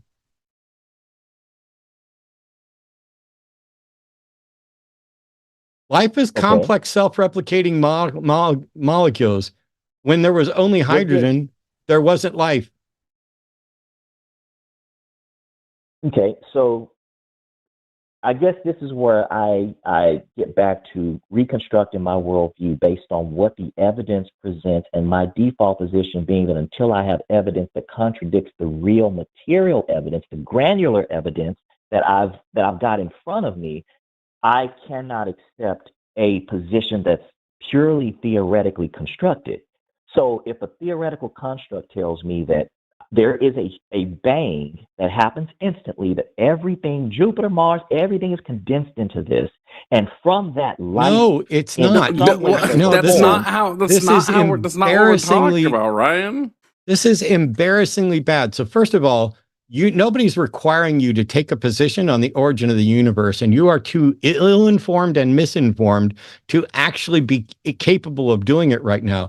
You should just, when it comes to the origin of the universe and the origin of life, you should just say, I don't have a clue because I don't understand enough, and maybe nobody does. But you're not comfortable doing that. You are willing to go, oh, well, if I can't come up with any other explanation, I'll go with magic man or demons or whatever. You are not behaving in a remotely irrational way. You are not behaving as someone who cares about truth, because someone who cares about truth looks for a way to tell the difference between the correct claim and incorrect claims. And they're willing to say, I don't have an answer yet. Well, I think if I'm the person inventing the computer, I'm outside of the computer. I'm not inside of the computer. So there is a world outside. It's like Ryan doesn't hear me. I'm sorry? It's like you don't even fucking listen to me at all. No, I'm listening. I'm listening with all. I don't believe you. I believe you're hearing me and waiting for your turn to speak, and your brain is regurgitating some irrelevant garbage that you think is important. Well, if I'm the creator of the computer and I'm outside of it and blah, blah, blah, none of that is relevant to whether or not you have a rational understanding or care about truth when it comes to the origin of life or the universe. Well, here's how I prove I care about truth. I go look up the temperature of absolute zero, and it is such an extreme temperature. There's no energy, there's no heat. It is an extreme, and even that is a concept. Then you've got the complete opposite temperature of the explosion of the Big Bang. So I try to rationalize, how can these two temperatures coexist? How can life come out of these when both temperatures would destroy life? So I'm really trying to approach. You try to rationalize. You try to rationalize. Good job admitting it. Instead of rationalizing, go learn the science. You are not qualified to reach any of the conclusions. You, like the overwhelming majority of people, including me, are monumentally fucking ignorant on the scientific facts. And you're sitting around there in your armchair going, well, I go look at the temperature of absolute zero, and then I look at the opposite, and I try to figure this out. You're not qualified to figure it out, and you're not listening to the people who are most qualified. You are so in love with your own ability to figure shit out, and you never, ever seem to care if you come up with the wrong answer. Well, this is embarrassing, Ryan. This is absolutely embarrassing, but I will thank you for calling in today to save me from putting my audience through listening to someone who doesn't care about the truth and thinks they're qualified to go out and research Big Bang cosmology. You're not. Can I ask you one thing? Can you at least give me the respect that I don't appeal to authority? I do try to research on my own and take from multiple sources and say, hey, how do I take all of these pieces of evidence and build a worldview that I believe is based on I actually think, truth Ryan, you and would fact? benefit from appealing to authority a little bit. Yeah, but don't you think people go wrong when they blindly? I mean, look at. Well, I won't go there, but No, there are a someone lot of blindly mistakes. accepting authority is indistinguishable from what you're doing. Both are equally irrational. You are reaching conclusions without warrant. It is all a failure to apply skepticism and critical thinking. It is all a failure of applying good epistemological standards. And no, I'm not going to give you credit for not using fallacy A when you're using fallacy B, C, D, E, and F. Well, in my research of evolution, like I told you, I started at ground zero, man. I hated God. I absolutely hated, and I said, God, if you exist, That's I not don't ground care. zero. And that's That's not not ground starting zeros, at ground zero. Ryan. That's starting at God exists. That's starting No, with God exists and I hate him. See, in my research of evolution, do you have a degree in biology at all? I don't. You're not qualified I to never research claimed to. evolution. I'm not saying that So you have to have a degree to do it. I'm saying you haven't taken any of the steps. Okay, what is your definition of evolution by means of natural selection? Yes, and by means of natural selection, and I do believe evolution is a oversimplification of biology. My Wow, research Ryan, on it, I just proved to everybody in the audience that you literally are not listening to me at all. I said, what is your definition of evolution by means of natural selection? And instead, you tried to say that evolution is overreaching. You are a cartoon, Ryan. Well, you had just given the definition by natural selection, and that's not the definition. Oh my God. All right. Evolution teaches that things iterate over I'm done time talking and to become Ryan, better but and I've better talked a over time. lot. So I'm going to let Jovan school you for a while, and you should maybe call and talk to some scientists, because there's a number of different definitions that one could use for evolution. But evolution by means of natural selection is the current model. Yes. That explain that. Never mind. Jovan, how you doing? I agree. I don't care if you. I no longer care if you agree, Ryan. I don't need agreement from a clueless person who isn't rational, doesn't listen, and doesn't care about truth. Why would I want you to agree with me? Ryan, it just doesn't make, like, you just keep saying things that don't make sense, Ryan. What common ground do we have, Ryan? Here's the common ground that we have. I do think that you're sincere. I know I'm sincere. You don't know me personally. I'd love to meet you, and you would get to know that I don't care if you're sincere, if you're sincerely irrational. Also, meeting you, Ryan, I hate to break it to you. Meeting someone and knowing someone and being like, I like this person as a person doesn't mean anything. Like that, I can like somebody as a person fine and dandy, and then they open their mouth and try to talk about something of substance, and I'm like, oh, yikes. Mm-hmm. You know? I agree. You're sitting here telling us that you floated, Ryan. You told us you floated. Yeah, but you did too. You did too. You said you've levitated. Right? No, Ryan. Right. Matt, please put me out of my misery. What he was saying is that he's had an experience that people would describe as levitating. Jovan was not in any way saying that he actually believes he levitated. He was engaged. He was engaged in light as a feather, stiff as a board, which is a childish game that people use to engage in a bit of self-deception and deception of their friends, just like they do with Ouija boards, which are best explained by the ideomotor reflex and have been tested. I would recommend watching Penn and Teller's bullshit episode on Ouija boards and then trying to explain how it moves exactly the same when you blindfold the participants and turn the board upside down. The participants still think that the board is in the same orientation and that they're moving it to the same locations, but the ghosts aren't blindfolded. The spirits and demons aren't blindfolded. They should know that the board is upside down, that there's nothing printed on it, and they shouldn't be moving a planchette around. It is embarrassingly bad that people fall for this. Dowsing, also, I've got dowsing rods here. That's also ideomotor reflex. We've demonstrated it many times. There is no, astrology can be debunked with one word: twins. Twins don't have the same life despite having the same birth. This is a parade of pseudoscience that countless people believe. And what you've done is you've convinced yourself that because you didn't buy into A and B, that you couldn't, and I probably aren't wrong about C, D, and F. Just like you wanted credit for not using fallacy A, but are fine with fallacy B, C, and D. You are not a rational seeker of truth, period. Well, what do you consider truth? But no, please, can that be where we end? What the fuck? I think you just made my point for me. I consider evidence that's repeatable to be truthful. You floating isn't repeatable. You floating isn't repeatable. But I'm not the only one who has made that claim. Please, it looks like we got another theist. Yes, please. I'm sorry, Ryan. Did we ever say? Did Jovan or I ever say that you're the only irrational person? No, but I think there's a preponderance of evidence for the supernatural, but that doesn't No, there's mean not. You have to believe You haven't given a single piece of evidence that points to the supernatural. What evidence points to the supernatural? So, for example, if we experience something and we want to know what caused it, we need to make a list of candidate explanations. Where's the demonstration that anything supernatural should be considered a candidate explanation, that it can in any way interact with reality? Well, if I give you personal experience, you won't say that counts. I'm sorry, Ryan. I asked you a question. I'm going to mute you now because I'm really, really getting irritated at you, and that's not fair.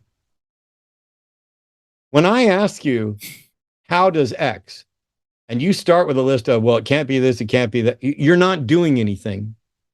I asked what evidence there was that suggested that the supernatural was real, should be a candidate explanation for some observation in reality. And you're like, well, if I give you personal experience, you won't accept it. Yes, because your personal experience as a matter of fucking fact cannot ever establish that the supernatural is possible, probable, likely, or a candidate explanation to anyone else, because we can't have your personal experience. I don't know how many times I can explain the same shit until you demonstrate that the supernatural is possible and can in fact interact in reality in a detectable way. You do not get to include it in the list of candidate explanations. Just like if you find a dead body, you do not get to list demonic destruction as a candidate explanation until you prove that demonic destruction is real and possible and can kill somebody.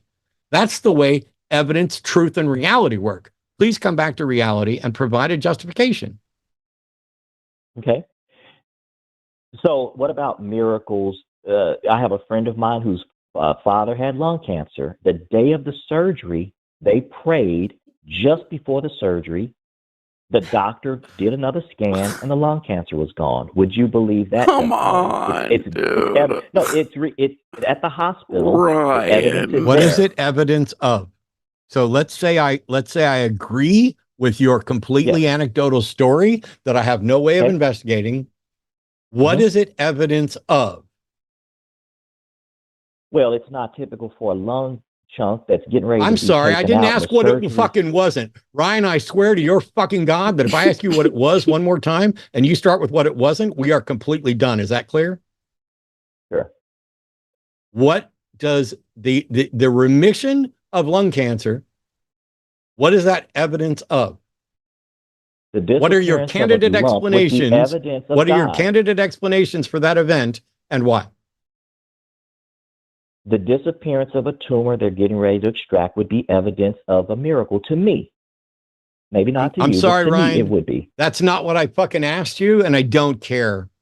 I don't care what a credulous buffoon considers a miracle. I asked you, what is that observation? There are candidate explanations for why you would have a diagnosis at one point, and a follow-up would show no sign of that. There are a bunch of candidate explanations, and I asked you to provide your candidate explanations and a justification for them.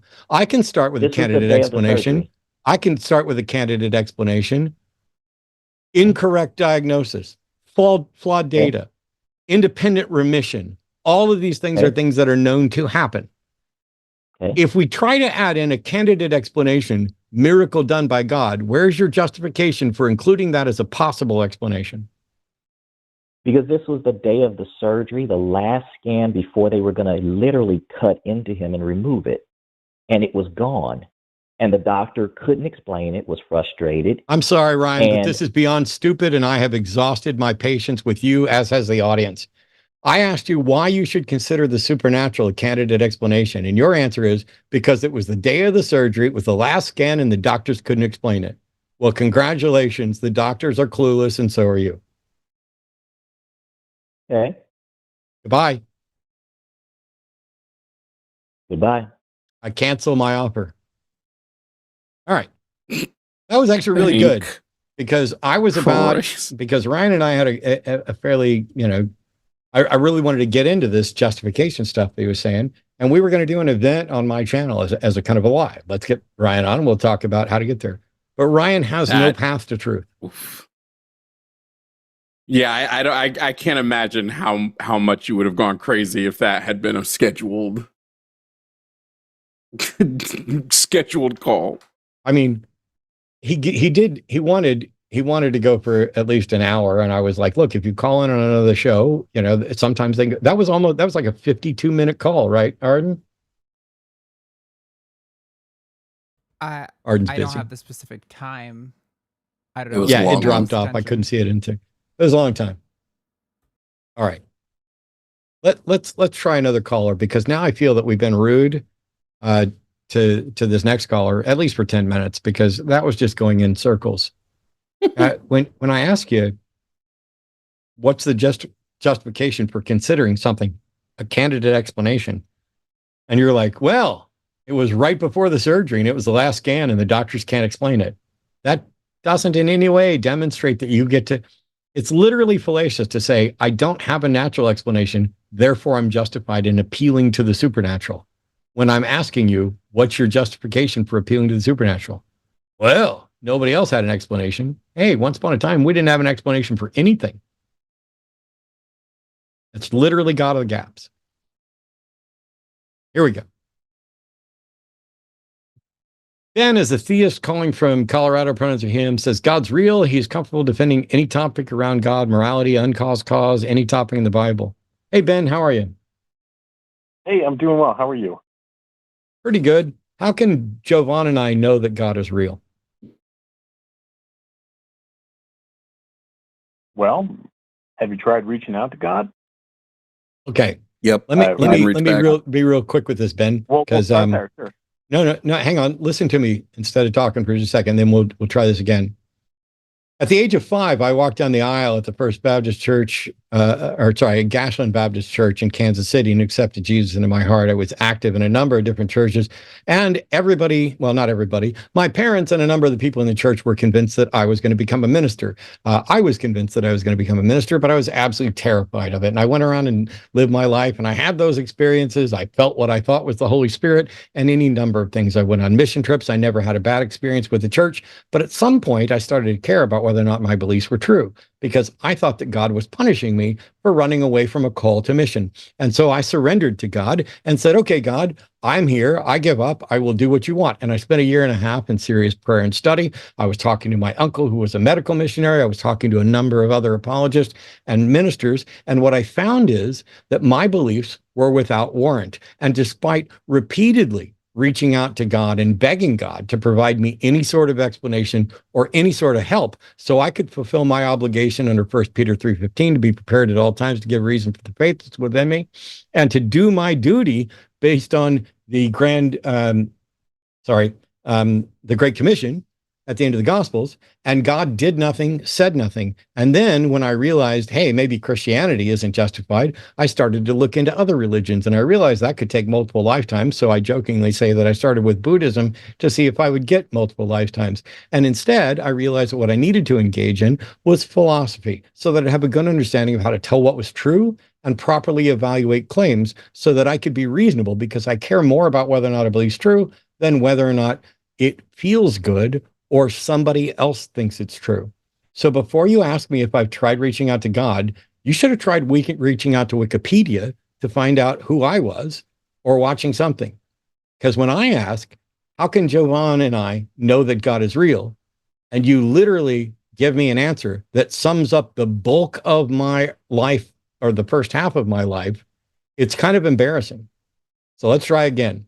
How can Jovan and I know that God's real? Before I answer your question, I'd just like to thank you for giving me a synopsis of your life, and I appreciate your explanation. First-time caller, first-time listener. I don't know anything about you. In fact, I don't know your name. Cool. That's fine, what's Ben. your name? My name's Matt Dillahunty. My co-host here is Jovan Bradley. You said your name is Matt? Yep. All right, Matt. Thank you. I absolutely agree that one should try and seek irrefutable evidence of a God. I tried to do the same. I Actually, not grew what up I said. in a Christian family, and I didn't have great experiences with the church, and I left it behind for atheism. After achieving a pretty reasonable success in life, I was depressed, and I sat down and I wondered, is this all there is to life? The pursuit of wealth or simple pleasures, right? And I was willing to entertain the idea of a God. And if a God was not to prove themselves to me in the moment that I asked for it, I was muted. Real quick. I'm sorry to interrupt, Ben, but it just seems like your reason to stop believing in God to begin with had nothing to do with whether or not you found truth in the claim of God, but you just got pissed off at the church. Yeah, that is exactly correct. So you never really deconstructed from your beliefs. You always still held those beliefs. You didn't become an atheist because you realized those beliefs were like foundationally untrue. So yeah, it makes sense to me that you eventually went back to believing in God because you never really stopped. Well, I wouldn't say that I really started in the first place. I became detached from the church at quite a young age. Ben, you left and said you went to atheism. I don't care about atheism. I mean, I am an atheist. I care more about skepticism and go to epistemology. What was your reason? What was the evidence that convinced you to return or to believe? Well, I asked God to speak to me, and I sat there in silence, and I laughed at myself because I thought, how arrogant is that if I'm creation to expect a great creator to, I don't know, materialize Jesus in front of me or something. At first I thought about, maybe I can try and channel a spirit or a thought and, right through me type of thing. But of course that's nonsense. I'm sure that we could agree. I don't know that it's nonsense, but what I asked was, what was the evidence that changed your mind? And you're still nowhere near it. Yeah, Ben, one of the things when I'm asking, hold on, Ben, really quickly, before you do, I just need you to know the only evidence, right? Because when we're talking about God, you're making a claim about the universe. You're making a foundational claim about the universe. The only evidence I can accept here is external evidence. If you're saying my evidence is I personally heard God say something, that's not evidence to me. So what's the I'd like to be very, very accurate, and I'd like you to allow me to answer the question fully. Okay. And so I said to God, speak to me through music. I will go on social media, and the first song that I hear, I will play that song, and you must speak to me through that song, or I will kill myself. Is that external enough for you? And would you like me to... No, that's not external at all. There's literally nothing external about that. Here's the thing. People listen to music. They listen to poetry. They listen to read books, and they see messages in it all the time. I've done this experiment countless times. I can open a Bible to any number of random pages and find something relevant to what we're discussing. And if it's not immediately relevant, I can manipulate it. I don't care if you turned on social media and it was playing, I am Jesus Christ, Lord of the universe. That wouldn't in any way demonstrate with external evidence that there was a God talking to you. And if I did it once, it played Baby Got Back. Why wouldn't God just fucking talk to you? And why won't he talk to any of the rest of us? Why do we have to go through this personal, internal interpretation of some experience? Why is God punking you?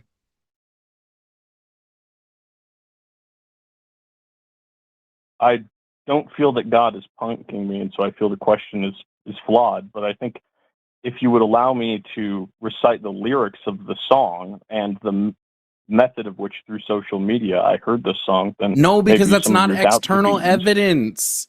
Ben, that is not external evidence. That is not evidence of anything external. You're saying, I told God to talk to me and I turned on a random song and this feels like you're setting up for a bit. It feels like you're setting up for a bit. I'm going to let you read the lyrics of the song, Ben, but I'm going to predict that you're setting up for a bit and have been wasting our time. What are the lyrics of the song?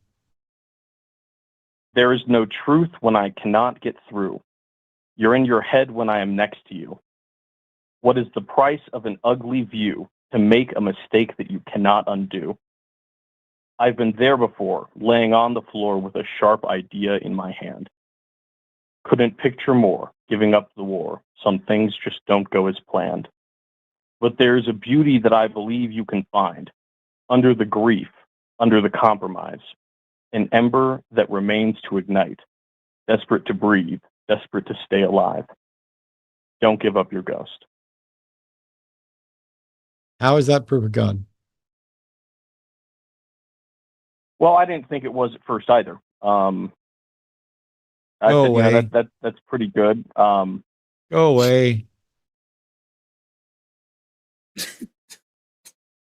Ben, what you've just done, when Jovan was asking you for external evidence, is say, oh, I was desperate. So I made a deal with a non-existent entity that I would go listen to music and interpret it in a way as if it was a message from this non-existent entity. And then immediately after listening to it, I didn't think it was evidence for a God either. So I recognize that I'm engaging in dispensing irrational bullshit that isn't actually a justification for anything, let alone something supernatural, let alone a God. Nor do I have any explanation for why God, if he had a message for me, would have to play charades in a song on social media instead of just telling me. You, like myself and any number of other people, have invented a God that you find comforting, and you have no evidence. You have no justification. And while you were an atheist, I'm fine with that. I don't think you ever were a skeptic, and I don't think you have good standards of evidence. If you can call in and suggest that, hey, I know God's real because I did this, which, by the way, the question, I'll remind you, was why, how can Jovan and I know that a God exists? Not what irrational steps did you follow to convince yourself? So how can, once again, how can Jovan and I know that God's real? Well, if you'd like me to continue, I'd like you to answer my fucking question that I've asked a couple times and you've avoided. How can Jovan and I know that God is real? Well, I am not you or Jovan, but I can tell you about my personal experience. I'm sorry, Ben. Do you think for the slightest second that I thought you were me or Jovan? Why are you saying things that are irrelevant? I'm asking how Jovan and I can know that God is real. I don't need you to tell me that you're not us. I fucking know you're not us. Or at least I assume that there's no solution to the problem of hard solipsism, so you're probably not me. But maybe I don't like myself. Maybe I got a problem with myself. Maybe you're a fiction I invented to call in and continually refuse to answer the question. So the question for the last time is, how can Jovan and I know that God is real?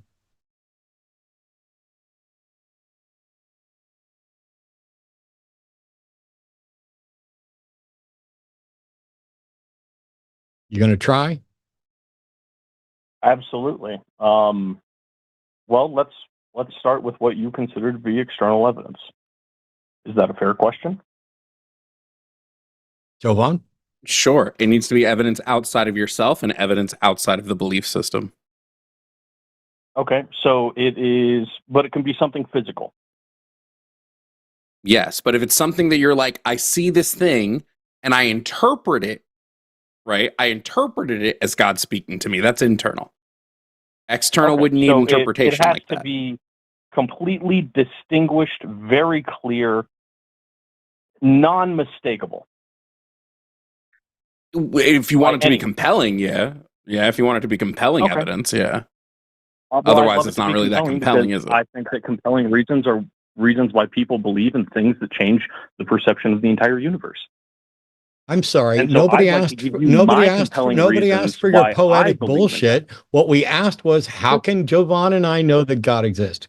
I didn't ask you to tell. Oh, well, you think it's compelling if it changes people's mind to change the nature of the. That's fucking irrelevant. That's not a path to truth. You are a woo master that doesn't care about truth.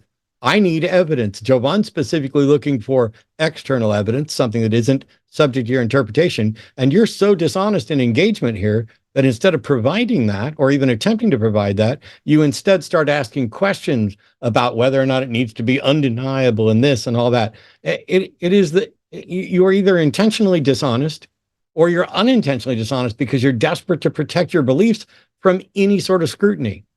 What evidence can you provide for any God? We just lost a caller. Okay, I have a magic keyboard that changes directions. So now What we're does just it mean? now you're What does just it mean out for of a the keyboard? conversation. No, I'm not lying to No, you. I'm not lying to stop. you. What If does you allow it me mean? to elaborate, What does please. it mean for a keyboard to change directions? My keyboard's not moving. I will phrase more clearly. The keyboard has lights on it. The lights are able to change color. There's a standard RGB underglow keyboard. Sure. I've got a There mouse is pad a like that from rainbow Razer. wave pattern on the keyboard. I'm sure you're familiar with the color spectrum, right? Red, orange, green, blue, yellow, indigo, violet. Yes, I've had the all of keyboard you're those talking displayed on about the from keyboard, Razer. and they What? rotate one direction. Are you familiar with what I'm talking about? Jesus Christ. I literally just told you I've had a keyboard that does that from Razer. I have a mouse pad that does that from Razer right here, right now. How is it magic? That's awesome. I have a Razer as well. The direction of the wave changes based on the things that I do. What Go is the fuck happening away, right now? Ben, and don't ever call me again. I'm banning your number. Well, Matt, aren't you a little bit curious about that? Nope, not curious about a fucking thing you ever have to say to me ever again. I have a keyboard. What? It's getting harder and harder to spot the trolls. I don't think he was a troll. I think as soon as he didn't have an argument that didn't fit his script, he was done. He had nothing to do. I have a difficulty accepting that any sincere believer, even faced with the recognition, by the way, we don't have any more calls, so we're going to do supers. And if you have to go, I understand. But yeah, I'll bounce in like 2 minutes. Yeah, I have a difficult time believing that anybody who's a sincere believer, who's trying to justify their position, when faced with the recognition that they don't care about truth, would start talking about how they have a keyboard that produces a spectrum of lights, which is I think he might have been trolling at the end. Yeah. Yeah. I think he might have been and trolling. that at it's the end. magic because it'll change directions based on what he's doing. The thing literally can be set up to change directions all the time. That's not supernatural. That's fucking software. Oh, That's man. Embarrassing. It's so sad because, and granted, by the way, with the vertical video, and thank you for doing that. We're getting some better callers, but it's like Ryan called in and we spent an hour talking about how Ryan doesn't do anything to alter the chemistry in his brain. He should. Like, it's not my business to diagnose and prescribe, but Ryan needs to go see someone who can diagnose and prescribe something to fundamentally alter whatever's gone wrong in the chemistry in his brain that makes him think he's levitating and that demons are real. And it just blows my mind to list every single symptom of sleep paralysis and then say it's not sleep paralysis. Yeah. It broke me. I took notes on Ryan and I was like, okay, so here's my notes. It says supernatural experience. Then the first tick is I don't drink, no drugs. The second tick is anti any chemicals altering the brain, vegetarian since 10. And the next tick was I was asleep and woke up. I almost stopped the entire call there, but because Ryan and I had a good back and forth, I wanted to try to give him some space. If you're calling in to say, I was asleep and I woke up, and then you describe your brain trying to make sense of something in that stage where you're coming out of sleep, you fundamentally misunderstand how little you should trust your brain in those circumstances. If I wake Arden up and start to say anything that is a sentence with more than a few words, or like, good morning, sweetheart, anything like, I get a nasty look, and it's like, I'm not awake right now. And then she'll be like, I need some coffee. Don't talk, whatever. We know our brains aren't processing stuff right. I'm sorry, man. I know you got to go. I will miss you. Please have safe travels. And I know we're probably going to lose the Bert video then, but I don't know. Tell everybody where to find you. They should already know you're here. They know me at this point. It's not everybody watching the stream knows who I am. Guys, keep watching the show. Send the super chats. Make Matt read a bunch of crazy stuff. I've gotta be up at 3 a.m. to catch a flight. I love everybody. Love you guys. Matt, it has been a pleasure as always. I'll see everybody soon. Love you too, man. Be safe. All right. That means it's just me. Now, I don't know what we've got in the way of super chats, but I also know I haven't mentioned or announced anything about any of the programs on the line. And I actually have the schedule in front of me. And so it's a terrible thing for me to do that, because today was me and Jovan. Tomorrow is a transatlantic call-in show. That's at 2 p.m. Central. And Josie and Riverboat Jack will be on there. This is your chance to call in and talk to trans people about both their lived experiences and potentially yours, and find out why you might be considered a transphobe, why you would like to avoid it, or how best to avoid it, how to be a better ally, all the questions that you're kind of embarrassed to ask somebody else. Like you may have a trans friend, and you just don't know like what questions are okay to ask or whatever. This is the show to call in and ask those questions. Like, how does this work? How does that work? What do you feel here? Because I literally posted a video response to something. By the way, I heard back from Joseph Schmid, and I apologize to him for repeatedly getting his name wrong. And he, in his response video, I've only watched like 17 minutes of it. And so I don't know what else is in the video. There's like a 2-minute clip that I did a 30-minute clip on. Then he did an hour and 20 minutes, and I've watched like 17 minutes of it. But right now, I think the suspicion, basically Joseph already replied to me. We're talking about getting together to have a conversation. We're going to start with a conversation in private because it's likely we're, pretty much on the same page. But it was about whether or not claims are evidence, and what I think is a gross misrepresentation of science and testimony and epistemology on his part. And we'll see what we get out of it. But of course, the transphobes have to show up. And so we're having this, kind of back and forth about claims not being evidence. And what I mean by that is the claim is not evidence for the claim. You can, and we do, in fact, rely on testimony and claims. We can do and should accept claims as likely pointing to the truth when there's warrant to do so. And by and large, you have a lot of good reasons to accept claims. The people are generally going to be truthful. They're going to be reporting things accurately. In some cases, it's going to be so strong that if you tell me, hey, I just bought a soccer ball, it's a zero risk assumption to take your word for it. And I already know soccer balls are real, and I know you're real, and I generally think you're trustworthy. That I can't think of any reason. I can't think of anything that would show that you're not telling the truth. But you could be lying, or you could be delusional, or you could be wrong. All of those are possible. But I'm willing to take your word for it. That does not mean your claim is in fact evidence for your claim. Instead, the things that make me believe your claim are the evidence for your claim, not the mere utterance.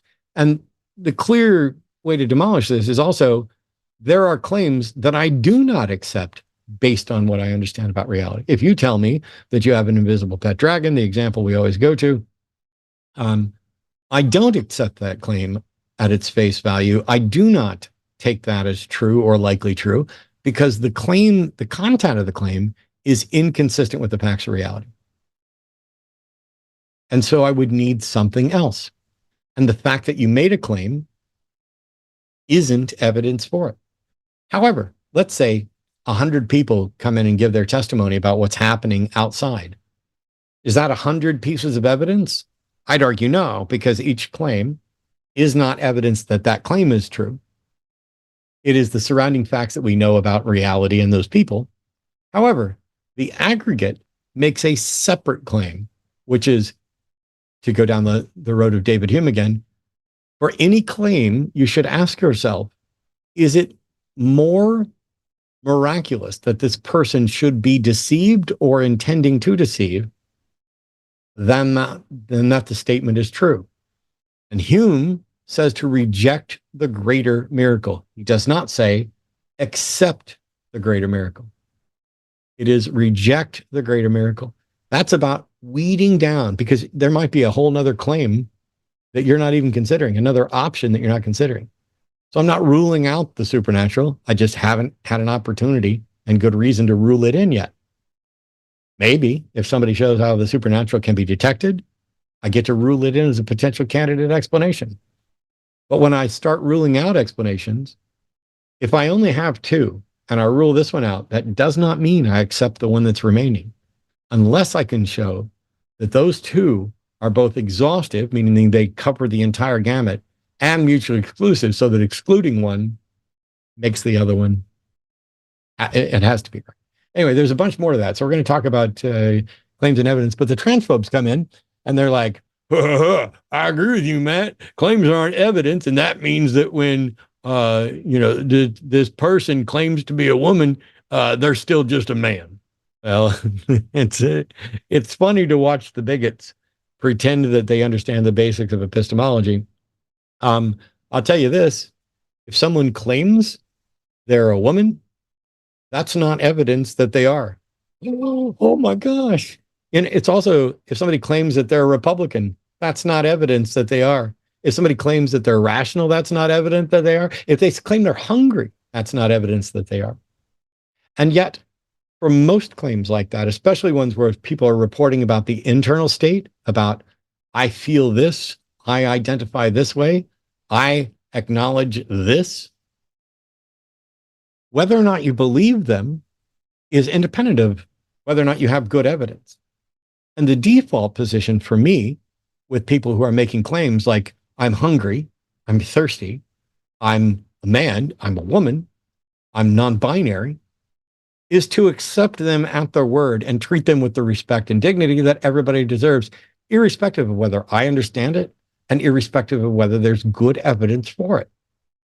However, in the case of trans folks, there's mountains of evidence that this is at the intersection of biology, sociology, and psychology, that there is psychological evidence of, as Arden would describe it, a durable psychological construct. There is strong evidence about how best to engage with trans folks, and that being supportive and allowing them the right to live their lives and not inhibiting their ability, not taking away their driver's license, fuck you, Kansas, and supporting transition and dignity. Those are the ways to a better world where those people have better lives and longer lives. Seems pretty simple to me. I guarantee you the overwhelming majority of trans people that I've interacted with could not give less of a fuck whether you believe them or like them or think they are what they are. They'd rather you left them the fuck alone. And most of them would rather you stopped using them as a prop and a boogeyman to hide the fact that you still are hiding the Epstein files. You still are hiding and shielding pederasts. You still have not solved any of the wars you were going to solve on day one, and have now driven us into yet another war that even your own side, Mr. Trump, have abandoned and left. The current administration are traitors. They are absolute fascist, autocratic pieces of crap. They are destroying the Constitution. They are taking away rights. They are trying to steal elections. Everything that I would have written off as conspiracy theory is starting to just come true left and right. They're going to take away trans people's driver's license. Kansas has already done it. They've taken away a woman's right to choose. Pregnant people no longer have the say over their bodies that they should. And they're going to keep coming up with distraction after distraction after distraction because they serve the billionaires, they serve Israel, they serve at the whim of whoever is pulling their strings. As Israel perpetrates a genocide in Gaza, as the United States foments an illegal war. There's a lot going on. And this is why I stayed away from the news today, because I am so panicked as I hear China is surrounding Taiwan, as I hear North Korea is launching missiles in a demonstration. I talked about civil war. This is what's stopping this from being World War III. These people, because they became convinced that they needed to hide, the cover-up is going to cost us more than if we'd have just dealt with it at the beginning. This attempt to scrub websites of factual information on science, on medicine, on climate science. This world that we live in is horribly broken. And while I am a veteran and a patriot, and am largely a fan of what our Constitution should be, I am ashamed of the United States of America's current leadership. And I will continue to do everything legally in my power to fight back against them, to encourage people to vote, to encourage people to become informed, to encourage people to compare different sources and stop just doing their own damn research by watching one thing. Ground News should fucking sponsor me, but they probably won't because I'm a little too acerbic or not to everybody's taste. Every day, I fight off the same panic that a lot of you fight off. Every single day I wake up wondering, am I living in some fake reality and being fed this? I asked a friend the other day, I was like, it feels like the billionaire class already knows we're completely fucked on climate change or 10 other things. And instead of working together, they've decided they want to gather together all the resources so that they and theirs can survive the coming apocalypse as a ruling class. And it's not an apocalypse like the religious right, like the evangelical fundamentalists want. It's an apocalypse of our making, out of ignorance and fear. Is it going to be AI that destroys us? Who knows?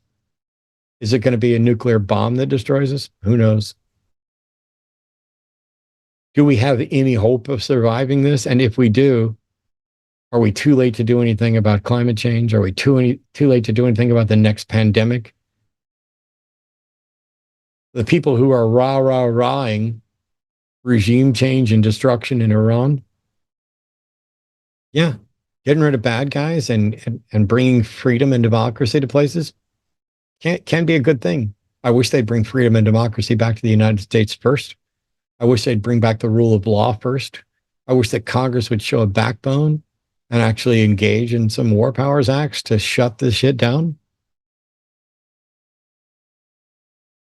But you don't get just to look at particular consequences and claim that the process was worth it, that the cost was worth it. Spending billions and billions and billions and billions and billions of dollars. Something that is almost certainly illegal and dangerous as fuck. And what's happening is Russia aiding Iran, China aiding Iran, the people who were already not on good terms with, that Trump tried to pretend like we were on good terms with, when he got played like a Stradivarius. They're watching the United States fail. And they're seeing what our actual military capabilities are. And by the way, our military capabilities are not the fault of the commanders. It's Pete Hegseth and it's Trump. And it's the rah, we're going to be the macho men and we're going to go and do this. And let me take it out. I'm disgusted and terrified every fucking day. So today I just wanted to sit down with Jovan, see if we couldn't get some calls on God stuff. Next Wednesday, I'll be back to do more and probably engage more on politics. This Friday, though, the 20th, at 6 p.m., I'm going to be doing a Cus I Wanna. So be sure you tune in for that. My friend Chris Johnson, who's a filmmaker, photographer, documentary producer, is going to be joining me here on the line at 6 p.m. this Friday. Chris produced a book and documentary. It was at theatheistbook.com. Don't think it's available there anymore at all, but the documentary is out there, and it's about meaning in life, a meaning, purpose in a life without a God belief. And he interviewed, I don't know how many, I'm going to say 100 or more prominent atheists, including some people I can't stand, and probably some people I couldn't stand then. But it doesn't matter, because the question was like the caller that called in before, who was like, I wanted to see if this life is just about hedonism. And so if you live a life, as I do, where you don't have a God belief, you don't think there's an afterlife, you don't think there's a goal beyond this life, what is this life about? How do you find meaning and purpose in this life? That was the purpose of the documentary and the questions. I'm in there. There's a lot of people that say a lot of good stuff. Well, he's done another documentary that isn't about religion. And we're going to talk a bit about that as well, and the process of making documentary films, and how that's been received. Because for those of you who are closer to my age, you might remember someone known as the Frugal Gourmet and the scandals tied to that. So the documentary is I Bid You Peace, which was his catchphrase. It's a multi-part documentary that covers a number of issues with the Frugal Gourmet, and it's going to be worth tuning in to hear something that's not the norm on here, but we'll definitely get into religion and philosophy with meaning and purpose as well. On Sunday, I'll be back with Seth Andrews for the Sunday show at 1 p.m. Central. And the Sunday show after dark is going to be Forrest and Owen at 7 p.m. Central. Monday, Skeptalk, next Monday, will be John Gleason and Justin. That's at 6 p.m. That's a chance to come in and talk some science, some skepticism. And Tuesday, the 24th, Chewed Gum with Alyssa and Taylor. That is a great show run by women, about women, and not just about that, but purity culture, the religious damage that is done to women in general, both with regard to their rights, but also, and their autonomy, but also this notion of purity culture and the limitations on how people interact and slut shaming and all kinds of stuff related to sex. And then next Wednesday, I'll be back with Justin to do a great show. We're really hoping that we get a lot of great callers and not just, hey, I had an experience and so I'm convinced. Cool. I'm not convinced you should be, but I definitely am convinced I shouldn't be based on your experience. All right, we have super chats, and I'm just going to let Arden run them because I have to read them all. Unless Arden wants to read them with me. I don't want to read them, but I will say, if somebody wants to donate, like, we already got a 200. If somebody wants to donate, like, let's say 3 separate $100 supers, maybe we can put Maple on camera. I can bring her over and people can finally see her, because I don't know if people have seen her on the shows yet. All right. If you get 3 individual bill donations while I'm reading these super chats, she'll show Maple.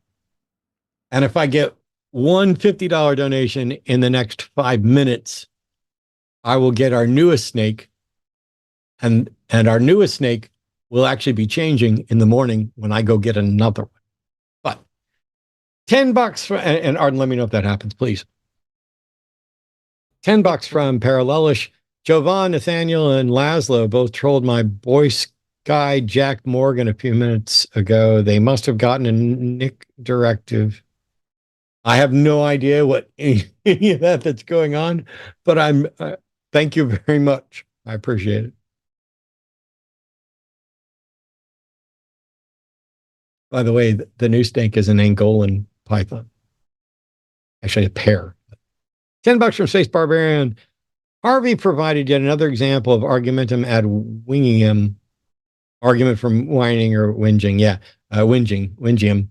It's strange because it's like, I know there's a delay and I'm trying to be patient about it at all, but it's like, if I have to call you out multiple times for jumping in, just wait until it's really clear. Hey, there's somebody with the $50 thing.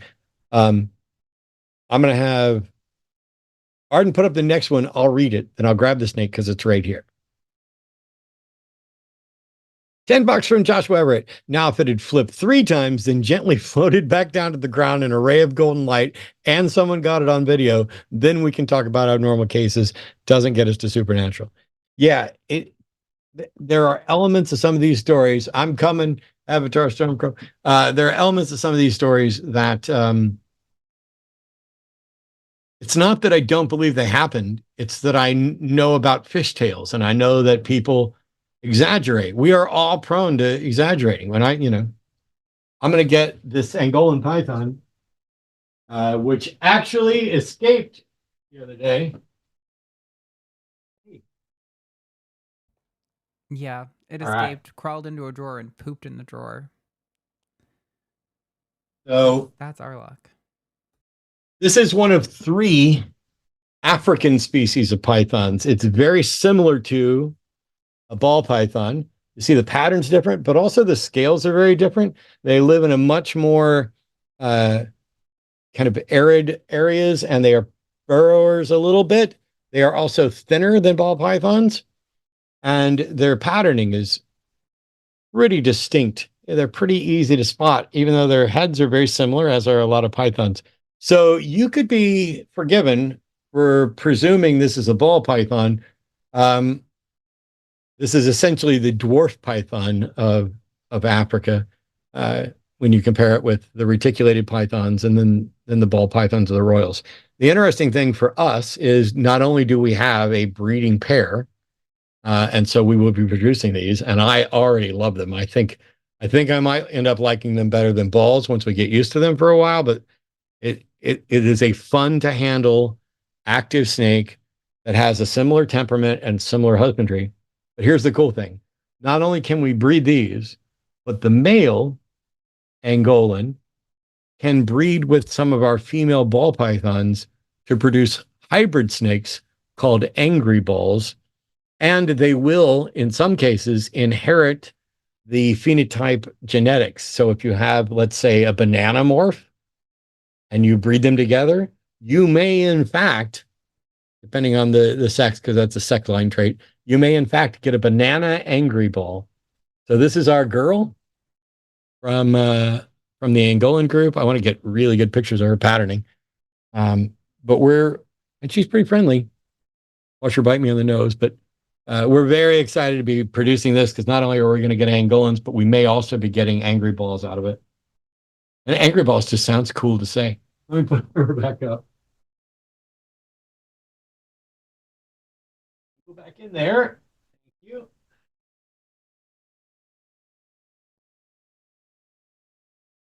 All right. Huge thank you for that donation and giving me the excuse to do what I wanted to do anyway, which is show off our new snake. If you're wondering, the snake that's arriving tomorrow morning at 9, and I just got verification of the shipment, is a coastal carpet python.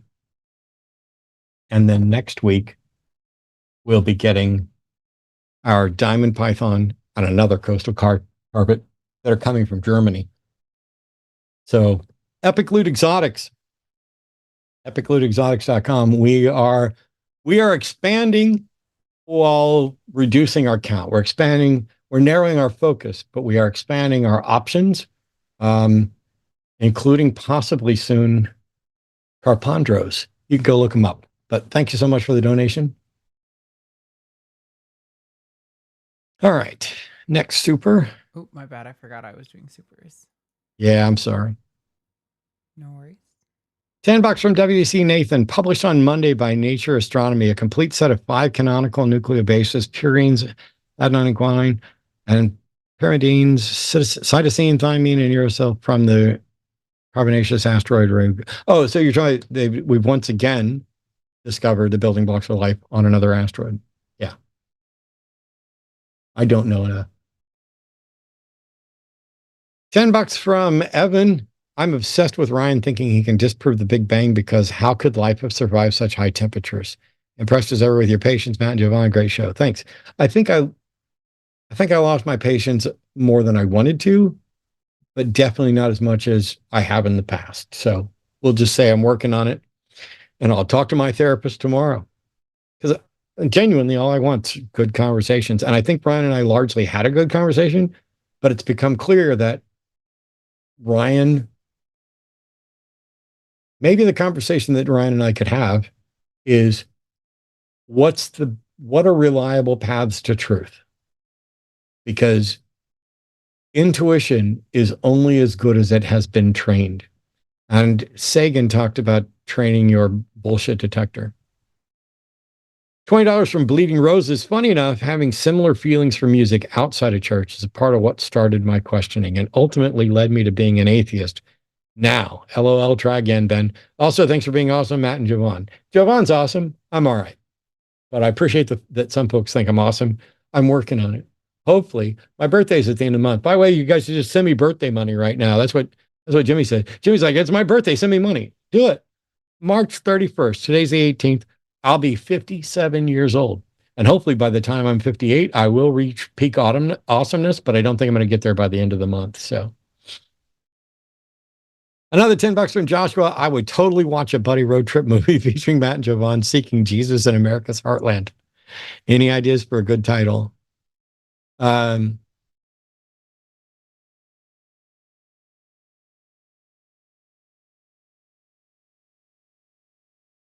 No. It's funny. I can probably come up with I might be able to come up with a good title. And yet somehow or another, my brain was like, no, you're not coming up with anything right now. You just did a show. But thanks, Joshua. $10 from Detroit Atheist Queen. Thank you. Another great show, but these callers were delusional. It is. I go back and forth because I think one of the things that people like about me is that I'm just going to be honest. You know where you're going to know where you stand with me. I'm going to tell you what I think. I don't care if somebody's a fan. I don't care if they're famous. Dawkins is wrong on stuff. Some people who are fans of mine are wrong on stuff. I ripped into somebody on social media a couple weeks ago, and somebody's like, "You'll talk to fans like that?" And I'm like, "Bitch, I'll talk to my mom like that." Who you are is not the issue. I do tend to soft pedal things more with my mom, but I think that's kind of forgivable. But I don't know that I go back and forth on whether it's a good idea to call out dishonesty and delusion. But my gosh, after we've been on for 45 minutes and I keep having to ask the same questions about getting to truth, I just don't know what else to do at that point. You managed to wear me down, Ryan. Maybe we can have a good conversation some other time, but holy crap. You got to figure out how to tell what's true and not just go with your gut, because your gut isn't reliable. Space Barbarian, another $10. Thank you. I claim that I have an invisible Hatzagopteryx. Checkmate. Those were real. 70 million years ago. That's why it's invisible now. See, 70 million years ago, they weren't invisible. Now they are.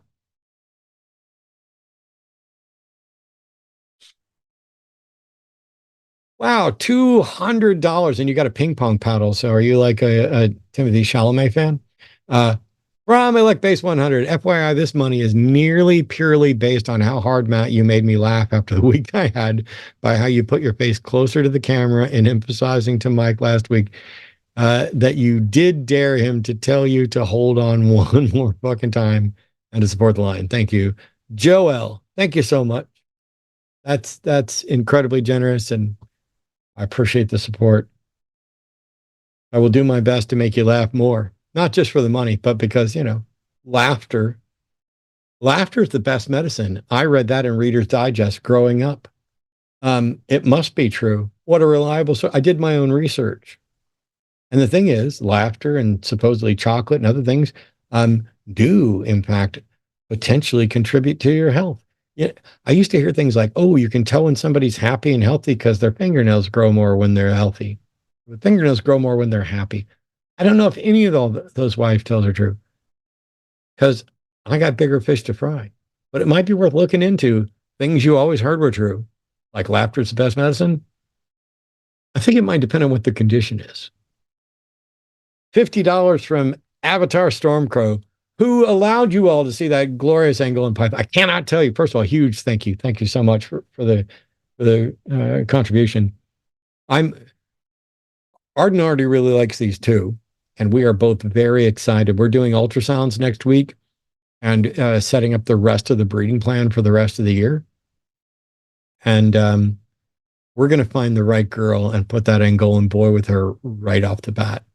If there's somebody that is, maybe 20 millimeter follicles, 25 millimeter follicles that hasn't already been bred to somebody, and they have a good set of incomplete dominant genes because the Angolans aren't going to have recessive. So we're not necessarily looking for pied, but we may go with a recessive that's visual. Like if we have a visual pied, breed the Angolan to it, those babies will be het pied. That could be cool. We haven't decided. We'll plan it out, but thanks so much.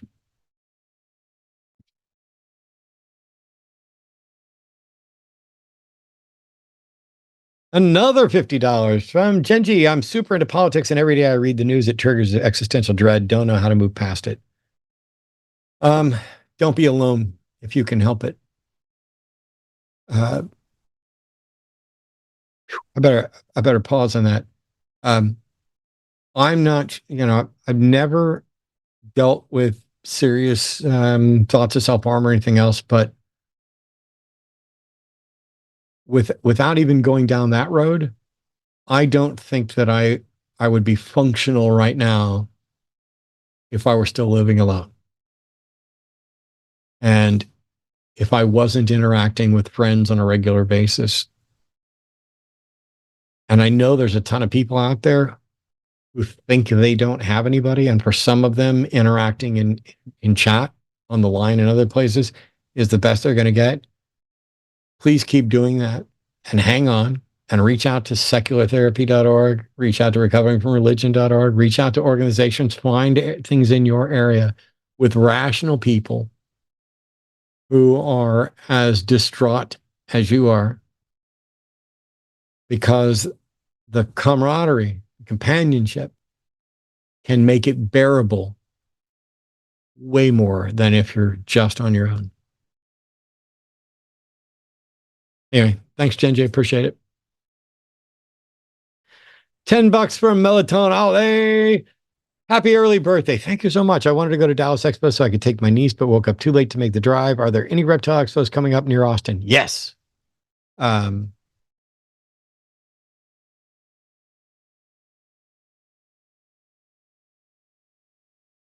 don't get the whole hashtag. Arden can fill me in.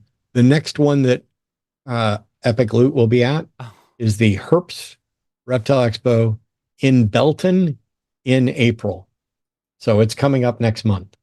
It's so April 25th to the 26th. April 25th, Herps Also, Belton. That's whatever was on Jimmy's mug. I actually don't think even I found out what it really was. So. Oh yes, because I jokingly said it was, as Jimmy's no fuck your butt, go fuck yourself, and that's not right. Your birthday, go fuck yourself. Have Jimmy say for your birthday, go fuck yourself. I don't know, something like that. That's what it seems like to me. Don't care. That was the last super. That was the last super. Well, thank you so much to everybody who did the super chat. Thank you to Jovan for joining and Arden for producing. As always, Wednesdays like my therapy, you guys showing up and participating and spreading the word so that we get better callers and more callers. It keeps me going. And this is one of the things that makes a lot of the struggle bearable. I even tried to stay away from some politics, but I just can't. This world is weird. I find myself feeling extraordinarily gaslit and confused on a regular basis. I've lived a good chunk of my life under the understanding that what should change someone's mind is reasoned argument based on evidence, having a sound epistemology that allows you to distinguish between what's real and what's not real, and an ability to say, I don't know, when that's the right answer. And while I still believe that that's the way it should be, it's becoming increasingly clear that for a good chunk of people, maybe not a majority, hopefully not a majority, but for a good chunk of people, that doesn't do it. We are dumbing down the world. Gen Z was the first generation to drop in IQ and reading comprehension scores. We have more information and more misinformation than ever, and I understand that it's overwhelming. I've unfriended and unfollowed people for repeatedly sharing AI slop, for repeatedly sharing misinformation that they didn't check. Not because they're bad people, not because I don't want to interact with them, but because for my mental health, I can't have that stuff popping up all the time. I've cut way back on social media. And I was telling Noah the other day, Seth made a post that was basically like, what piece of parenting, bad parenting advice do you wish would just stop? It was something like that. I don't remember the actual prompt.